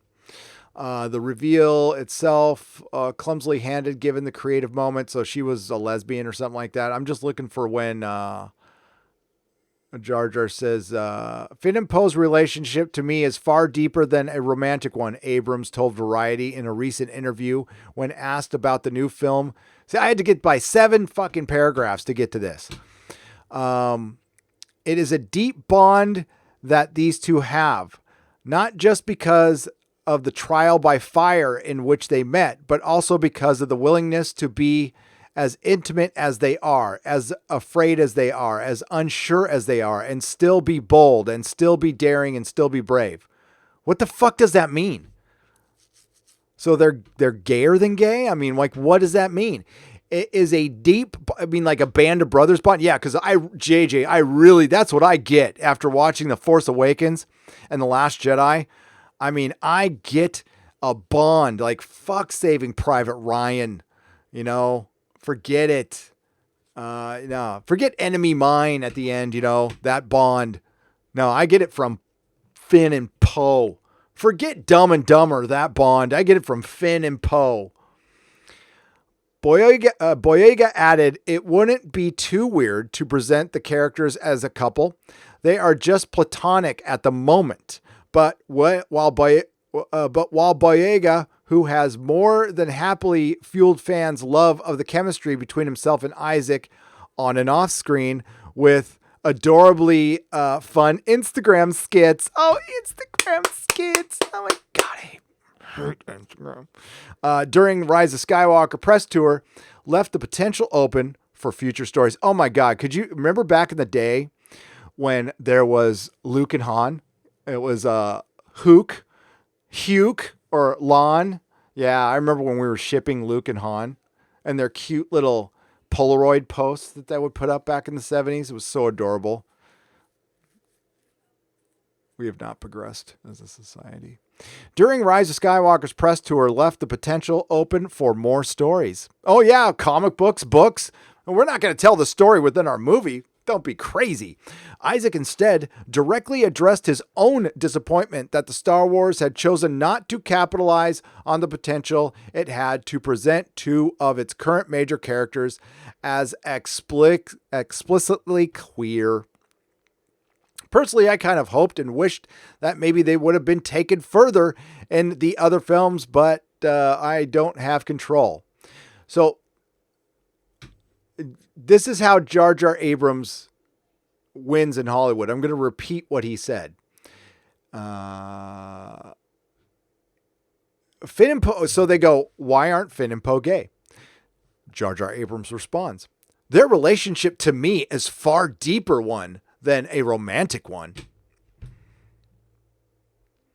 It's a deeper relationship than a romantic one. So it's like a brotherly bond one that they're occasionally willing to shtup each other for. I don't know. Is it a Breaking Bad bond? Are you saying that's more, maybe that's why Mrs. Abrams started Time's Up. The Finn and Poe aren't a couple is not really the disappointing part of Abrams. No, it's really not. There's so much more to be disappointed in Abrams. Boyega and Isaac's discussion. It won't stop the legions of fans that have now spent 4 years telling LGBTQ stories about these characters from continuing to tell them. Hell, it wouldn't stop them even if Rise brings with either... who cares? Yeah, it's not going to stop them. And they can have their space to tell those stories. I don't occupy that space and I never would. So bless them for doing it. But but Hollywood listening to them. Oh boy. This is why it's the most obvious thing ever. And see, they don't really believe in your cause. Dummy. What do you think they did? Do you think they actually care? Oh my God. Oh, that's hilarious. After explicitly denying one popular potential piece of representation to offer no concrete alternative beyond vaguely dancing around that there is indeed some level of it in the Rise of Skywalker at some point, asking for a level of trust in this specific matter that the Star Wars movie franchise has yet to prove it has earned. Wow. Listen to this fucking judgment. It's a fucking piece of art. It is fiction. It doesn't require you or your trust or anything you fucking demand. It doesn't require anything I fucking demand. Believe me, they don't fucking listen at all. So, yeah, go, you know what? Keep listening to IO9 Star Wars. Keep listening to IO9. You know what? If it makes sense in a story, great. If you're just going to put it on the screen to put it on the screen, then it just takes away from the story. It does. Are we going to explore this relationship? Are we going to see them go on a date? Are we going to see, are we setting up something? Does one of them die? Go on a revenge thing? Like, why does it need to be in there? Why? Does it need to be in there so you can have some kind of power over the franchise? Do you need to see yourself, James Whitbrook? Are you 10? Are you 10? Okay, I need my 50-year-old alcoholic representation in Star Wars. Where's my 50-year-old alcoholic representation? And as a matter of fact, every time I enter a room, I want you to all stop drinking. You should all stop drinking right away. As a matter of fact, marijuana should be illegal again because it makes me as a recovering addict uncomfortable, and it could literally threaten my life. So, yeah. So let's yeah. Oh, you don't want weed to be illegal again. Okay. Well, then maybe the world doesn't have to adapt to you. Just saying. That's what recovery teaches me. The world doesn't have to adapt to me. I have to adapt to it. I have to accept my flaws, and I have to adapt to the world. That's what AA meetings are. Because I was born with some bad wiring. Demand something, please. I will do the opposite, even if it adversely affects me. All right. Hot Sauce, thank you for joining the Proto-Molecule level. Original Star Wars fan for $5. Most important thing you've said recently, in my opinion, there's no going back. That's why I simply can't go back to Doctor Who or Star Wars sucks. Is this thing jumping? I'll refresh. Yeah, hit refresh, folks. I'm sorry. I just lost a bunch of people. Hit refresh. It's doing it to mine too. Hang on.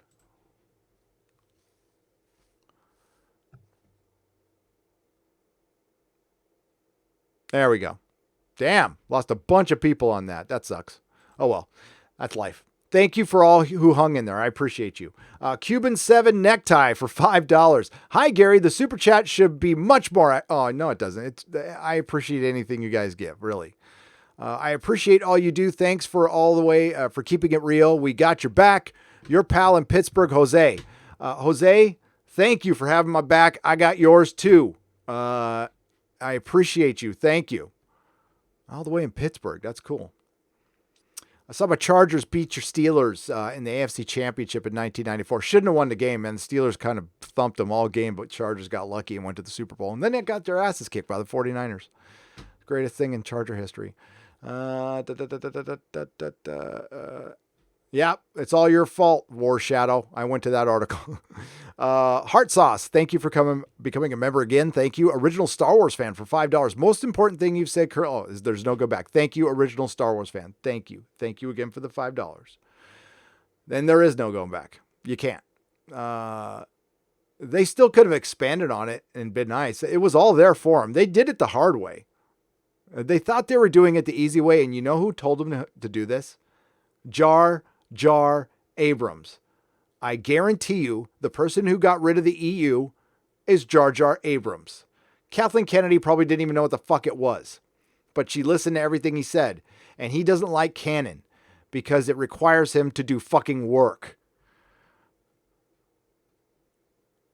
I mean, I can't get my head around it. If somebody gave me Star Trek to run, I would go, hey, I need 3 months. What do you need 3 months for? I need to read every book, watch every episode, watch every movie, watch every interview, watch every documentary I can get my hands on in 3 months to know everything possible about what I'm about to take on, because this is a huge responsibility. This is American mythology. This isn't fucking Hawaii Five-0. This is Star Trek. This is Star Wars. But now, you know what? Star Wars is just a category on Disney Plus. Honestly, I was expecting them to be gay after episode 7. A really long hug. They had everything together when they gave him his jacket. Classic boyfriend move. Always give your girlfriend your jacket, says Dustin Rogers for $10. Yeah, make them gay. Fine. Are they gonna get it on in the Falcon? Like, what's the importance of it? If maybe you killed one of them and there's like a little revenge mission or for motivation, sure. Okay, fine. But it would just be superficial. So I don't know what the point is, but if it's not that important to James, to Whitbrook, it's not, it's a political measure. I question everybody's motivation. I do. It's part of my thing, but the motivation of James Whitbrook is to write about stuff in IO9. If he personally really cares so much about representation, become an activist. Please don't. We've got enough of them. Calcifier for $2. Thank you for the support. Thank you. Eric K, what's up? Star Wars Mountain Gary. Star Wars, yes. Thank you, Eric K, for $1.99. Star Wars. Cracklin for $10. If they wanted room to grow the Star Wars franchise, Luke would be running a Jedi Academy and new Jedis rather than original heroes failing and the New Republic and allowing the Empire to rebuild. Yeah. So unless they're going to rebuild the New Republic, and I doubt they're even going to give this lip service in the film, we're just going to end with them beating Palpatine. What's the government? What did you build? Why did we kill everybody? Who were those planets? Those planets that Starkiller Base kill? We don't even know. Do we know the names of them? Maybe. Jar Jar Abrams is such a hack. He's such a hack. I can't believe so many people fall for this guy.